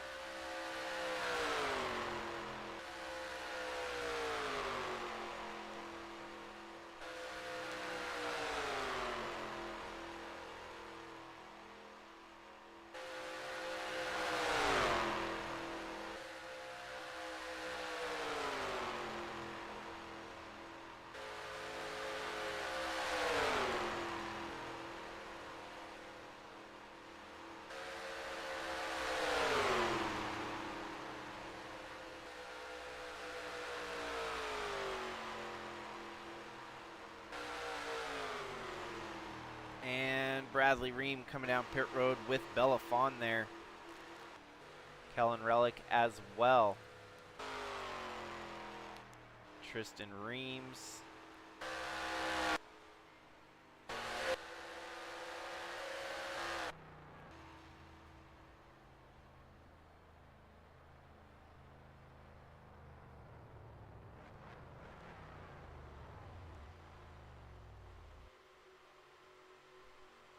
He was able to go, Yeah, go about 38 laps on his run there, 40 almost. It's not going to be enough. 38, yeah. 38, but with 48 laps remaining, that means he's still going to have to pit again with 10 laps to go. And that means everyone behind him is definitely not going to make to the finish. They're going to have to pit with anywhere between 20 to 15 laps to go.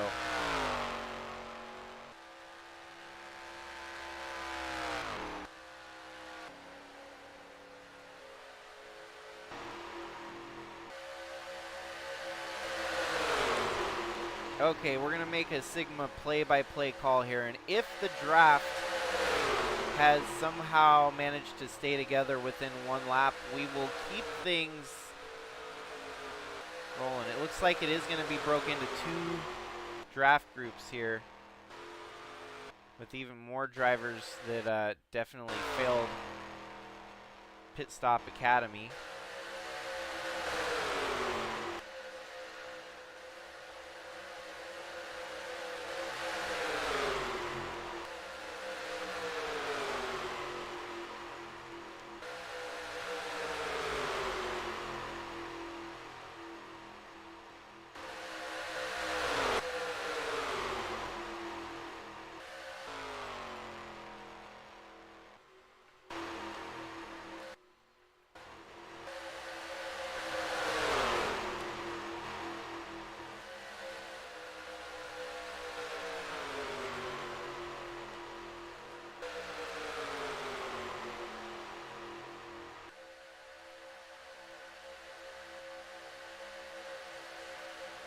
This secondary group, they're a little bit slower on the uptake, but they might be able to get back into this.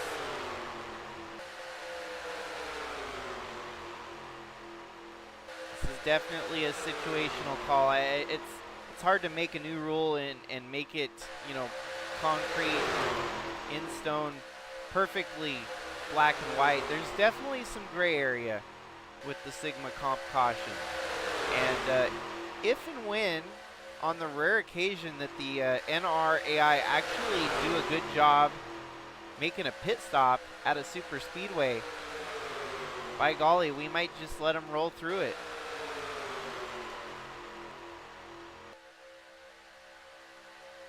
Unfortunately, a few drivers definitely took the wrong end of the pit strategy there and got shuffled out, and you know, that happens in real life too. You make mistakes.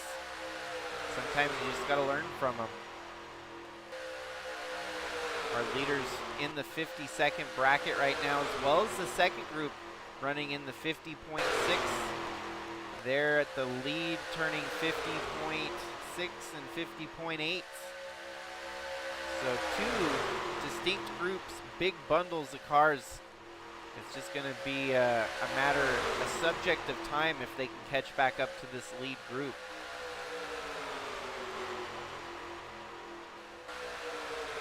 And so at the moment, you're definitely looking at the stronger of the 2 halves. These are your lead pack. They're no slouches. I mean, they're going to be winning that second pack just in the power of numbers alone. This lead pack's about 10 cars strong. If you look back, this group's about 15 cars strong.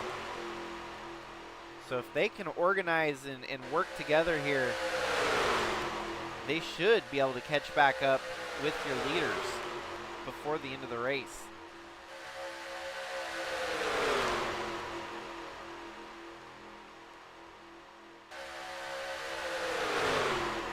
All in the meantime, everyone else is kind of desperately hoping for a caution so that we can get the reset and stack them all back up.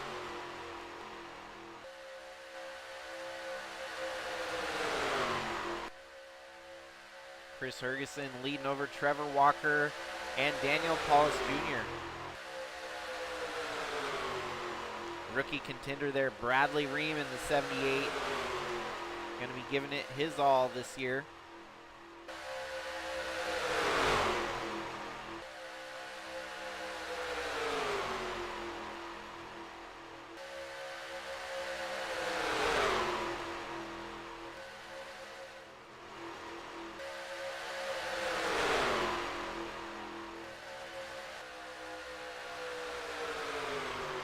No, you're right there in about 10th, Al.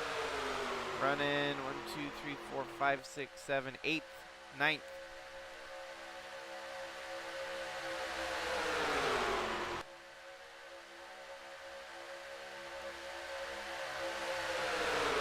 That secondary group, they're not making quick time up, but they're slowly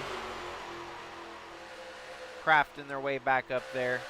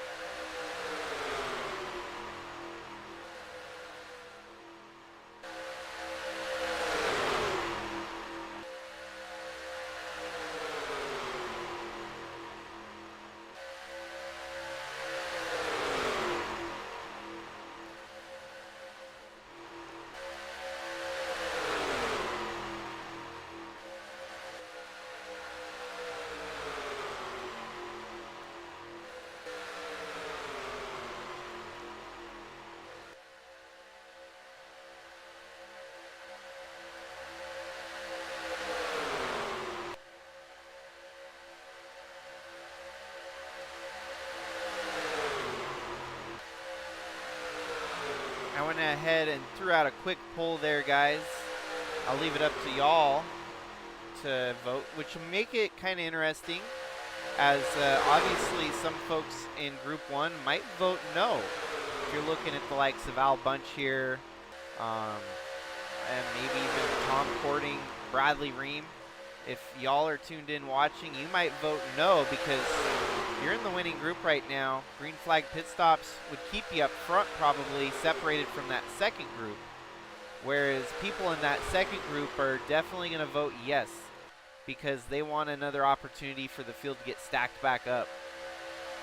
We're probably going to be looking at green flag pit stops with about 20 laps left in this thing. And it's going to be, you know, a toss of the dice whether or not more people get shuffled backwards, if this group at the front shrinks or grows. The 10 cars at the front right now pretty much holding their own and keeping that second group at bay. Actually, maybe even stretching it out here. I'm seeing the gap start to grow from this first group to the second group.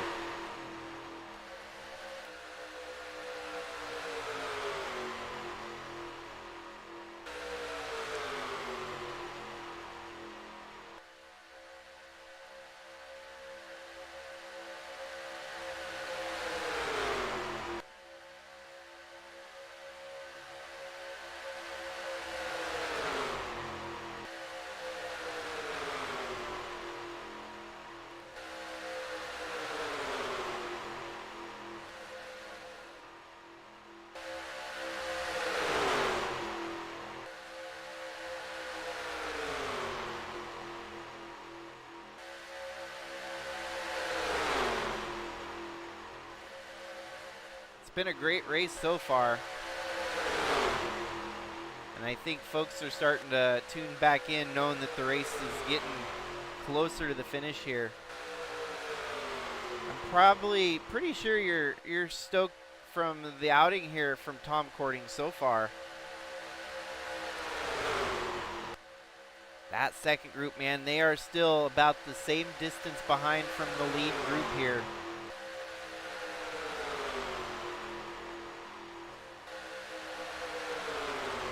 That last comp caution is likely going to come at a very crazy time where it would pretty much turn this thing into about a 10 to 15 lap shootout.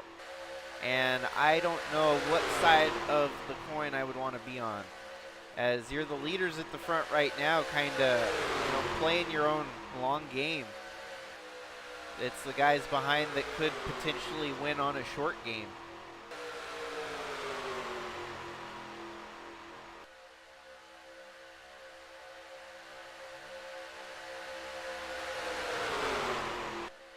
I think it's got to be celebrated here that we're seeing Subaru and Cadillac running at the front of the field in just their first ever laps in the Sigma Cup Series. This could be the beginning of something huge for both those manufacturers as they have joined the fold. Just like that, Gannonbird leading the way. Gannonbird's been at it in the Truck Series. He's been at it with our Bridge to Cup Series, and now with an opportunity to be fighting for a win here in the Cup is huge for that team.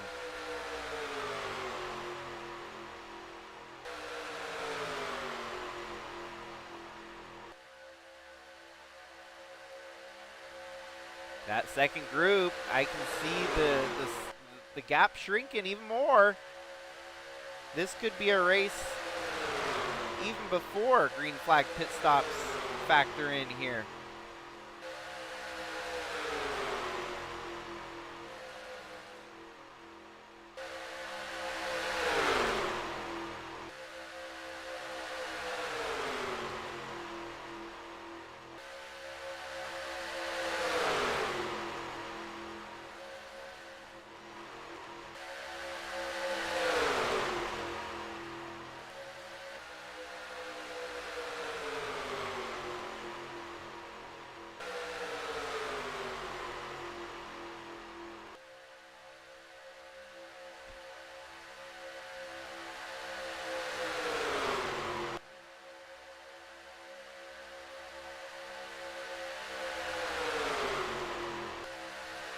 So far, most of the cautions that we've seen are small and scattered. No huge wrecks. Mostly, we had one tumbler. The 69, Lynn Farrell, got flipped and rolled a couple times, but it was part of only about a 3 or 4 car wreck. So each of our wrecks that we had 2 of them, and they were small wrecks with just a few drivers involved each time.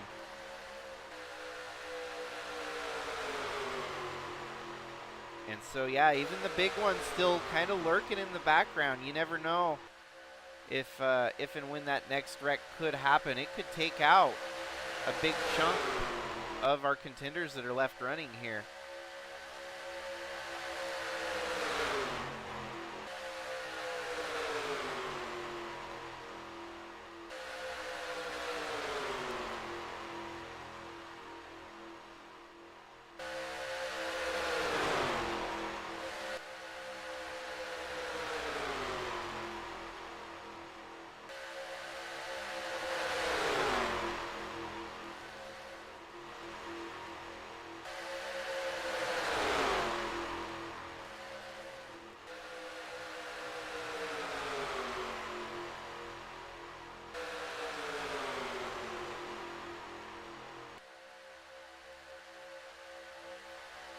That second group still closing up.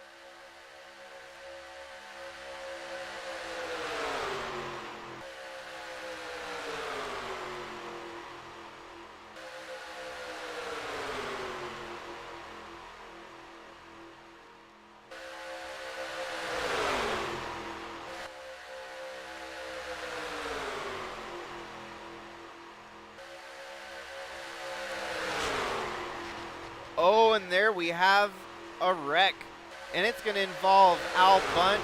Ooh. And I don't know how many other drivers there. We might just have had the big one, folks. Make sure everyone else gets through that. Dang. Well, that was unexpected.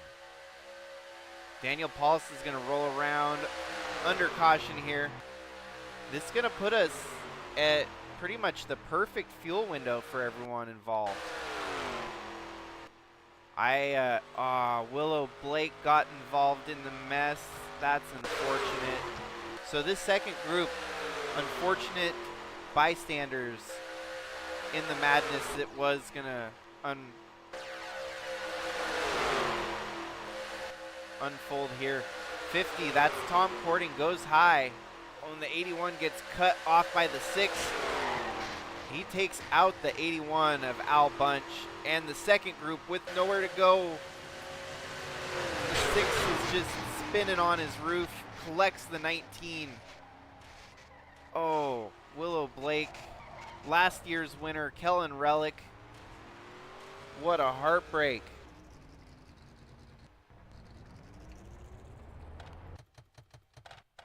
There's a few angles that we can unfold here. There's a lot going on. So, ultimately, this all starts with the 6 of Chris Hergeson just collecting this 81 there of Al Bunch. I'm amazed that Tom Cording was able to recover as well as he did there.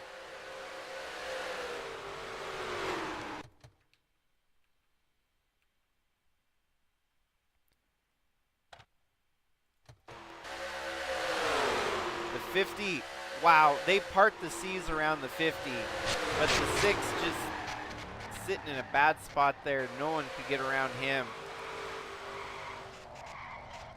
Louis Trost also involved. Yeah, Tom Cording did take some damage there, it looks like.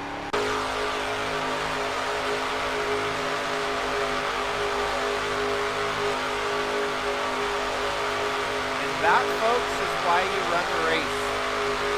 Trying to eliminate any bogus cautions, competition.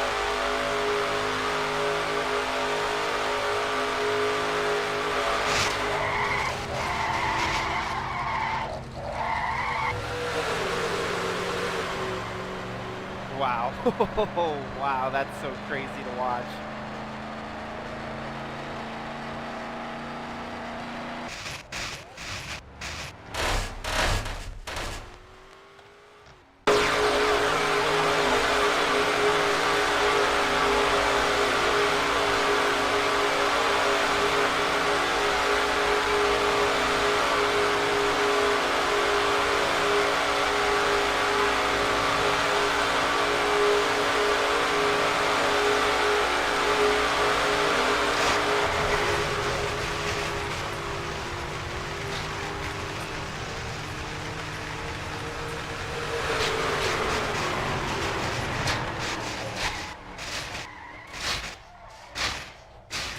That is one wild ride for the 6 of Hergeson, unfortunately. Let's watch some of the folks that avoided this chaos.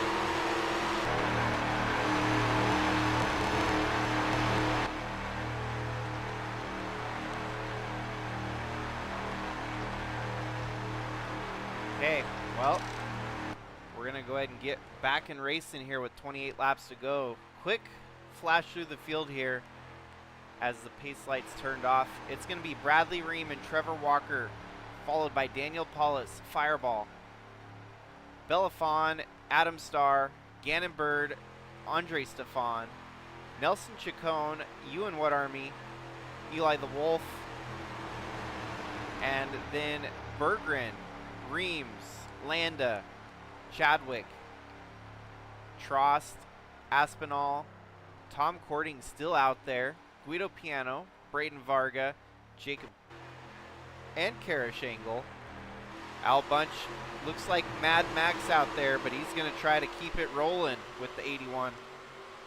Figuring out a way to at least preserve some points that he can maybe get here running the rest of the race.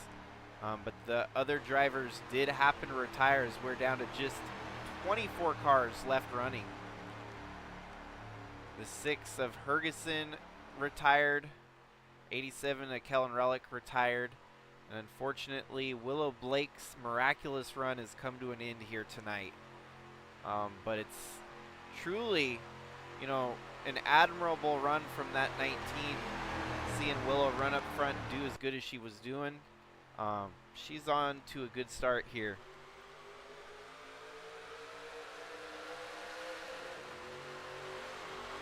Well, that just about sums up our poll. We won't need to throw a competition caution now. Majority of the folks voted yes. It was not quite a 50-50 split, so 60-40. Didn't know if I got 10 votes there. Maybe it was 4 for 1 and 2 for no.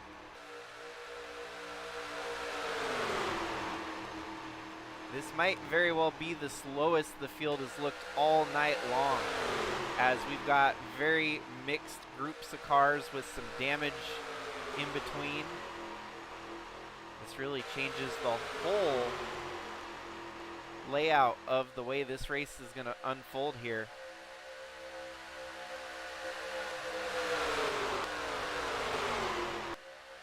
This second group really has kind of decentralized, as there's not really a group worth drafting with here in the back. It's going to take some lucky strikes here to get back up to the front.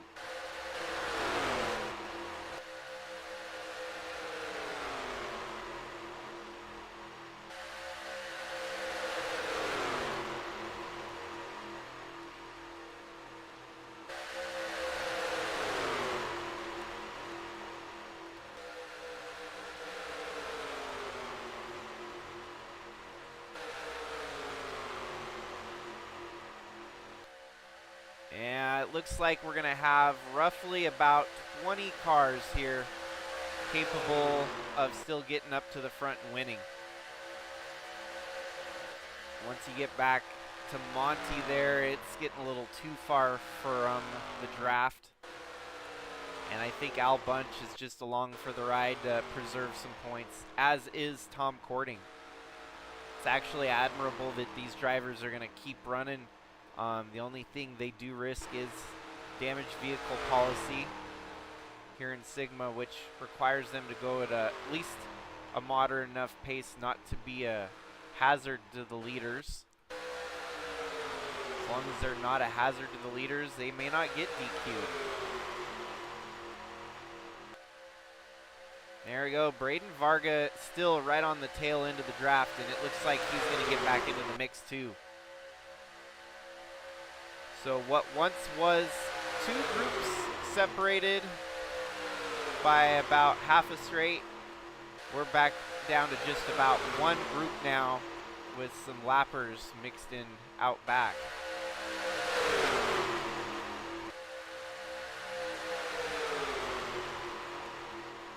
Jacob Shangle to the lead on Eli the Wolf. 5 wide for third place almost.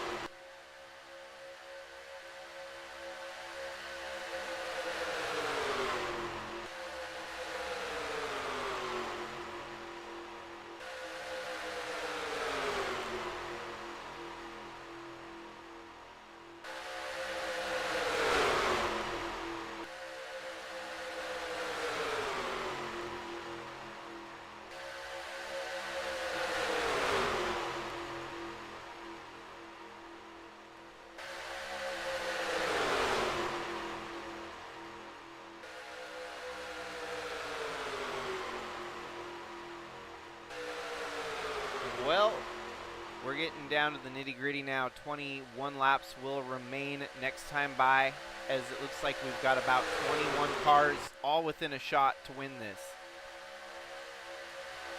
Even the furthest back here with Tristan Reams, 19 in the lead pack.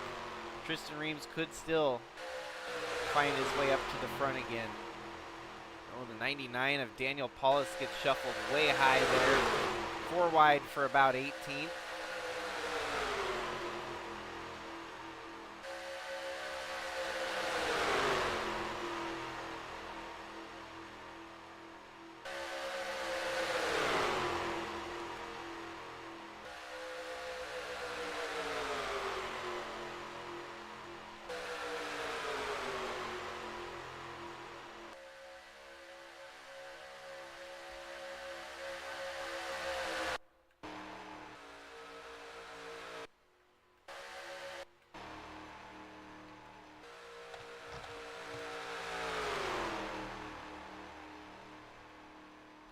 We're going to go ahead and, unfortunately for the two teammates here, the 95 and the 50,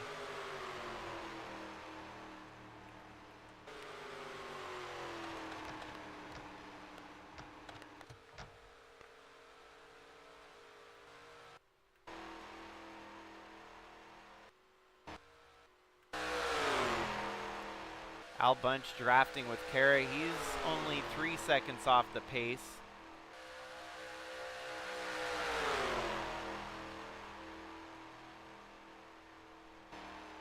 In the meantime, up to the front, it looks like Braden Varga might take a stab at it here. Tyler Landa leads in the number 7. You got the Genesis, the 64 of Jacob Shangle there right behind.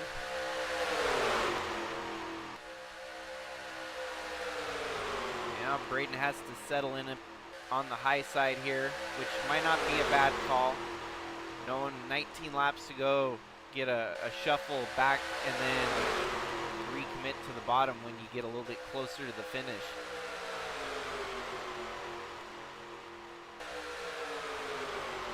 I would like to point out Taden Berggren has had the fastest lap in the race, and he's still alive, fighting for the win here tonight. That could potentially be first career win for Taden Berggren in the Cup Series. Bradley Ream, Braden Varga, Bella Fawn, Daniel Paulus is actually a winner. Never mind. Daniel Paulus, scratch him. He's a winner. I was trying to list off the drivers that have not yet won in the Cup Series here. I'm looking even at Adam Starr, Trevor Walker, Gannon Bird, Eli the Wolf. Those are all drivers that could potentially secure their first career win here tonight.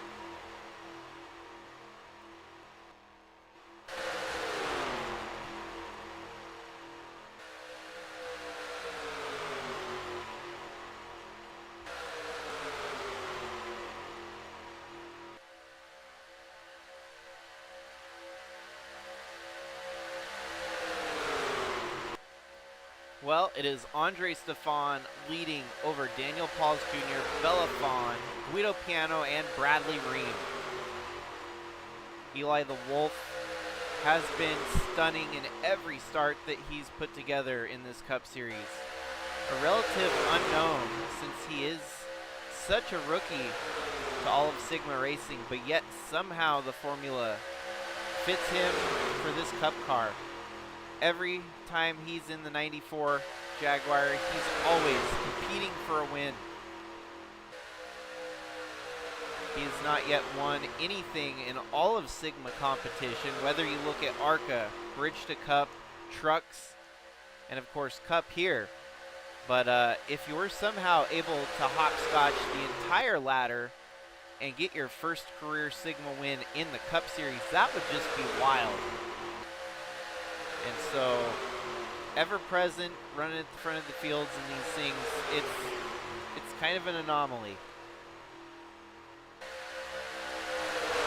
You cannot count out anyone in this lead pack with about 17 or 18 cars all within striking distance to get the win here. It's all about where you set it up for the final push. We're going to start seeing a lot more 4 wide, potentially 5 wide, as these drivers are getting antsy to finish up the race here tonight. Been a little bit longer because of the extended cautions making this race drag out. But we've been treated some excellent racing. We had a couple gnarly wrecks here tonight, couple drivers that got flipped up on their roof and upside down.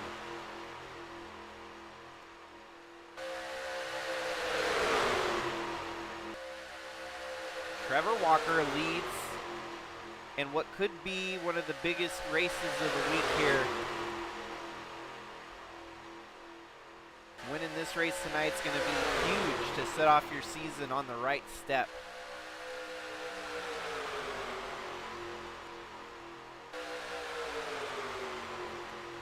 Trevor Walker's going to hold off for the moment Daniel Pauls Jr., but he's hard charging on the inside here with a good push from Eli the Wolf. Caden Berggren, Tyler Landa, and now Braden Varga back down low. This time with 13 laps remaining. I think Al Bunch is going to be able to soldier along here and stay all the way to the finish, as it does not look like he's going to be a hazard to your leaders.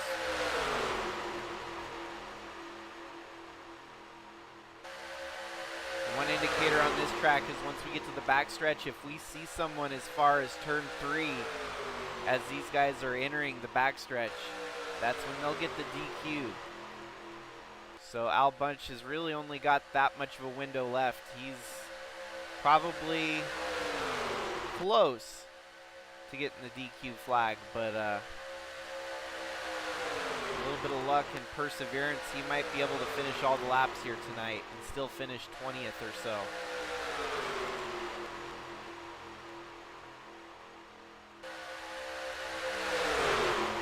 And here we have Caden Berggren. It's been a hard... Oh, whoa, Braden Varga's getting bumped into by Guido Piano, and those two are keeping it clean right now. That was a little bit aggressive.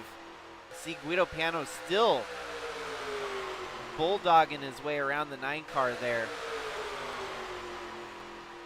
Varga better be careful not to get into a 5 wide scenario here either.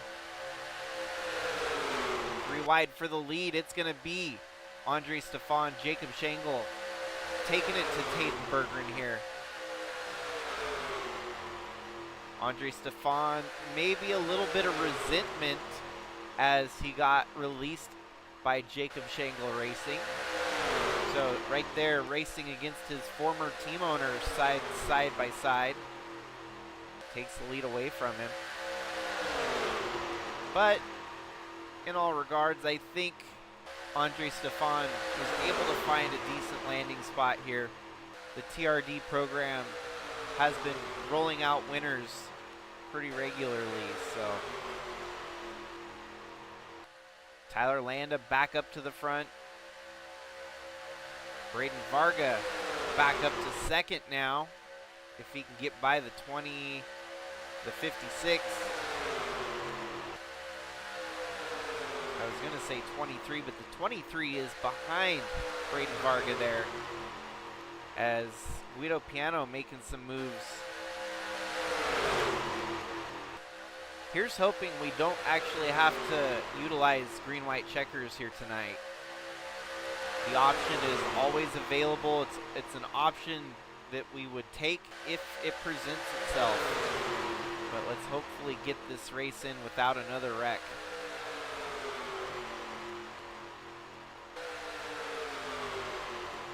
Braden Varga making another move here. It looks like that inside line might open up for him here if he sticks it out in the middle line there. And that spot might have actually dissolved when the 94 of Eli the Wolf took it over. Braden still holding on solidly there. He's actually making up some ground. He might get around the 7 and still be in the top 4.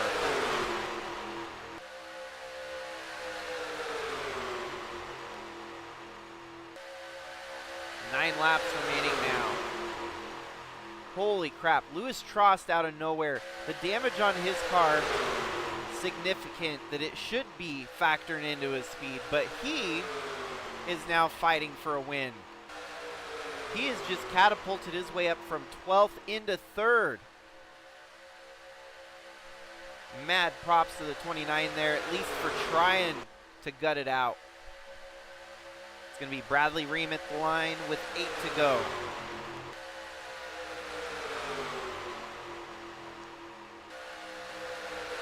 Got Bradley, Eli, and Guido, followed by Tyler, and now Tyler Landa, and Tyler Aspinall out of nowhere.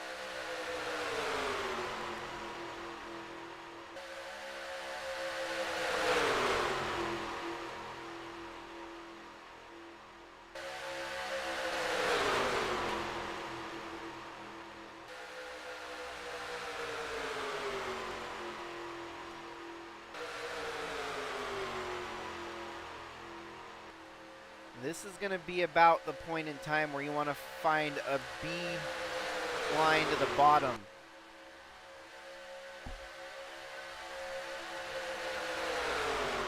And I've got my eyes on the likes of Guido Piano, Braden Varga, Gannon Bird. If they're up there right now, they're going to have to start finding their way down to the bottom if they want a shot at winning this. Trevor Walker, it looks like he's got the right idea there as he's been able to find the inside line all to himself. Braden Varga trying to bulldog his way down. We've seen a lot of bulldogging here at the tail end of this race.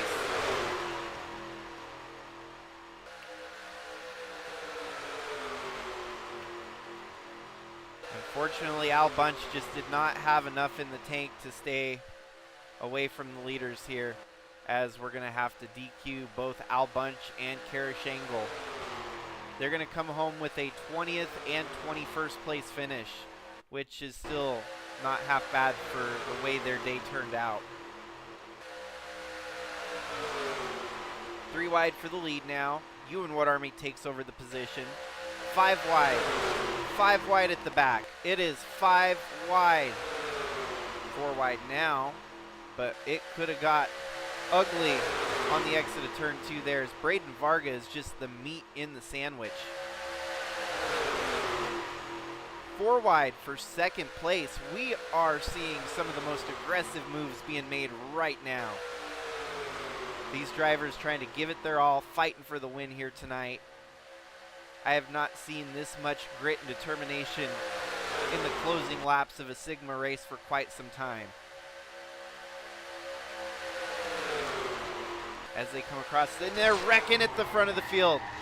Who's going to make it through the mess? Oh, Bradley Ream takes a hard hit. Braden Varga, oh, and he gets a hard hit there too. 5 laps remaining. It is time to enable green-white checkers. As that just turned this entire race upside down. You could see the entire field was getting a little bit over aggro. They were trying too hard. Ultimately at the front here with the 18 and the 64 collecting each other. Bradley Ream was another stout candidate. Eli the Wolf, I think, might be safe to move on. Heartbreak for Braden Varga. Bella Fawn as well. She was just an innocent bystander in the midst of it.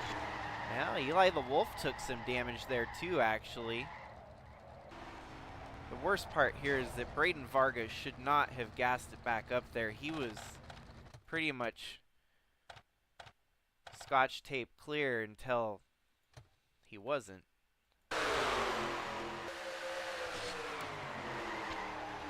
Oh, wow, the 99 goes for a tumble. And that was teammate on teammate crime right there. Youch.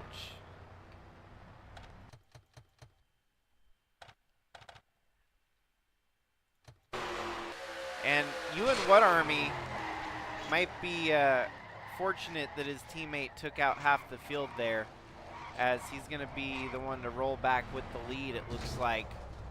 There is not going to be very many cars left for this final restart.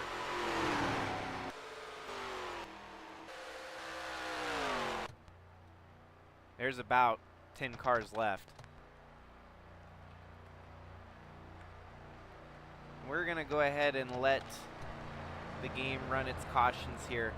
Let's go back and keep an eye on all this carnage, craziness.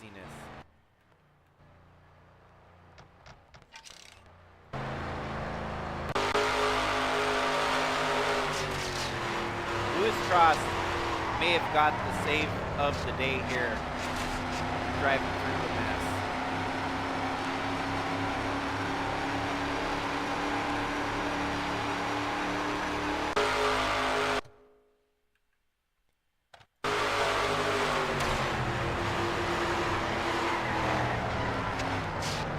Bergeron also got pretty lucky there.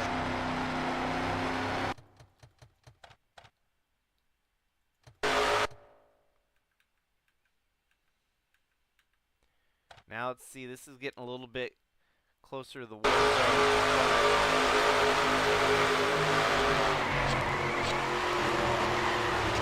Wow. Tyler Aspinall.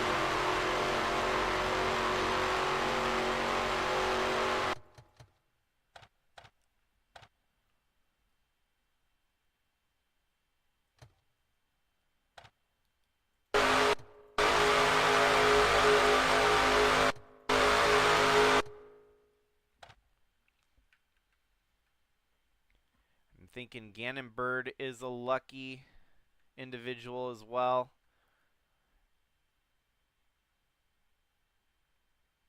Eli the Wolf, I think, is going to minimize the damage he gets here and might still be able to carry on and still potentially fight for a win.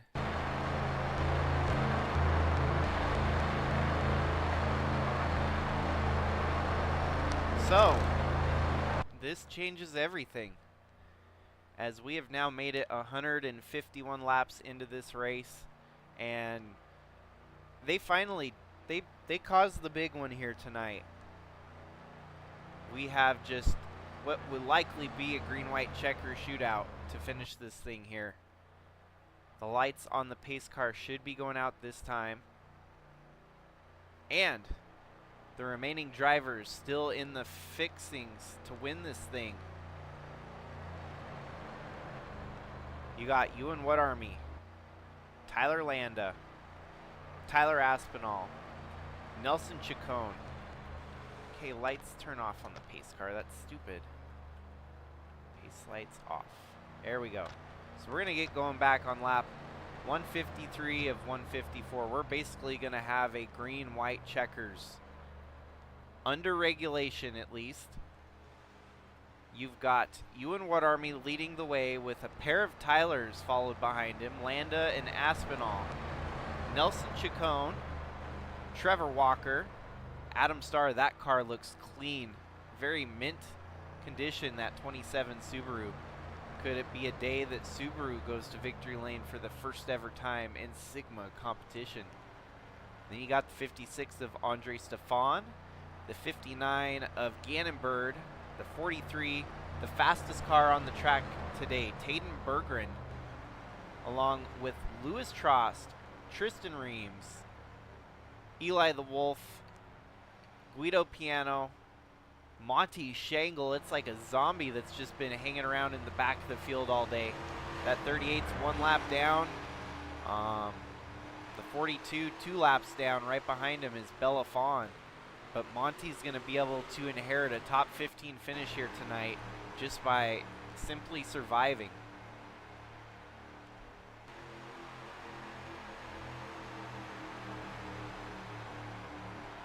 Pace car is going to make a hard left here, and it's going to be all up to these 14 drivers to get the job done. We have had a crazy race, and it's going to come down to a crazy finish. I think it's safe to say that 400 miles here is about the perfect distance. It's given us at least a chance to watch these guys fight for it all and leave it all on the racetrack. Green-white checker time in Sigma Cup. Tyler Landa with the early lead over Ewan What Army. Of the cars that are the cleanest here, I do think What Army's probably got the best shot at this. But I would not discredit anyone behind him. Tyler Aspinall, Trevor Walker, these guys, they might very well just kind of surprise us here and figure out a way to steal a win. Taden Berggren going low. Really starting to kind of get funky here without a true draft at the front of the field. These guys are simply straggling for dear life. Taden Berggren maybe going to be able to use some of that speed to his advantage here on the final lap. White flag waves in the air. It's going to be a mad charge to the finish. Whatever happens now, the race is official, as it is a pair of Tylers chasing a What Army. Taden Berggren trying to push for all he's got. The 43 would make one team's day, maybe their whole season on a day like today.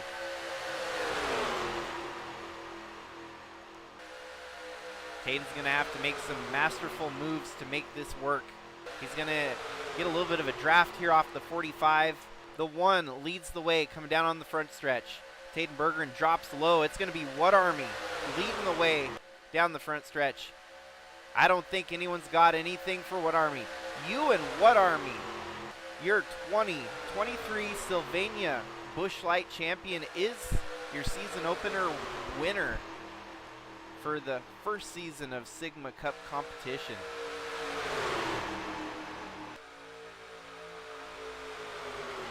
How fitting for the number 1 to end up on top, number 1. We haven't mentioned it all that much, but he is a Bridge to Cup champion. I did say Sylvania Busch Light because it was, at that time, the Sylvania Busch Light Series back in 2022. So he would have been your first ever Busch Light champion and gets the win here in the Cup Series. He's had a couple of those. Starts off the 15th anniversary with a big bang. LFG Motorsports is definitely back to competing for wins here this year. He's taken a victory lap out on track right now. You don't see this very often, but I think he's just trying to recollect himself. What Army hasn't seen very many victories as of recent, so this is a huge one for him. Coming home in second, Taden Berggren. Man, the late race push was just not enough as he comes home second. Tyler Aspinall third. Tyler Landa fourth. Gannon Bird in one of his select open starts as an uncharted driver, finishing in fifth. Andre Stefan sixth. Adam Starr giving Subaru their best finish in their opener with a seventh. And then Nelson Chacon, Tristan Reams, and Louis Trost to round out your top 10. Well, I think What Army got a little bit of a gift there from his teammate's mistake. It's not like they did that on purpose, but you can kind of chalk that one up as to Chaz Chadwick taking out half the field.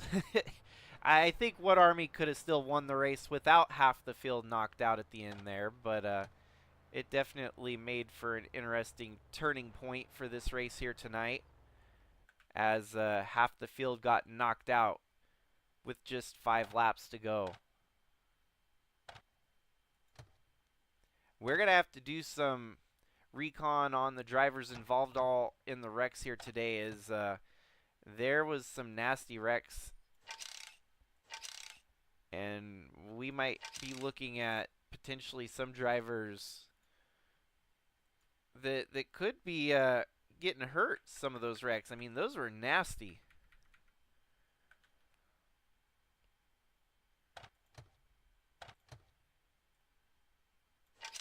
Race 1 of 42, perfect.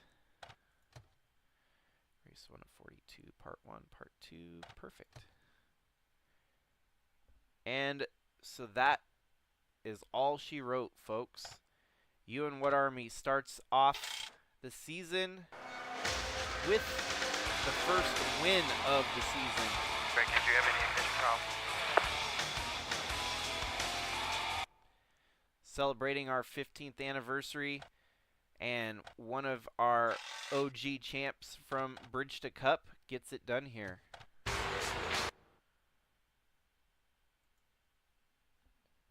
Your 2022 Bridge to Cup champion then turned into our 2023 Bridge to Cup champion Al Bunch, and then the 2024 Bridge to Cup champion, which is Bradley Ream. All of which had a shot to win the race at one point here today, but only one could come out on top, and that was the number 1. So, Sigma season openers are now in the books. We can start getting into the nitty-gritty of the season and start focusing on some of the bigger races that aren't such a wild card after all. So, thank you again, everyone, for tuning in to all the streams. This was the best opening season yet as far as view counts go. I have not had this many people tuned in on a steady basis for 4 days straight on anything in my life, so kudos to you guys for making this what it has been. It's been awesome. I get excited and giddy about running these things now, so congrats to LFG Motorsports and you and What Army. That's a huge win for that team. Unfortunately, it just sucked for a few of the drivers that were racing a bit too hard there at the end, giving it their all. And you could see, you could tell, everyone was sweating bullets there at the end. It was going to turn into a mistake, or it was going to be a wild finish all the way down to the checkered. And unfortunately, I think we got robbed of that wild finish all the way down to the line, as it took out half the field. But we still, the best driver, survived the attrition and got the job done. So that's a wrap, folks. Until next week, once we get back into the racing action, enjoy your weekend. Have fun watching the Super Bowl. If you're watching it, I don't know if anyone's actually watching it on my stream here, but obviously, hopefully the Chiefs lose. That's my only vote. So have a good night, folks. Thanks again. Until next time, this is Jakester.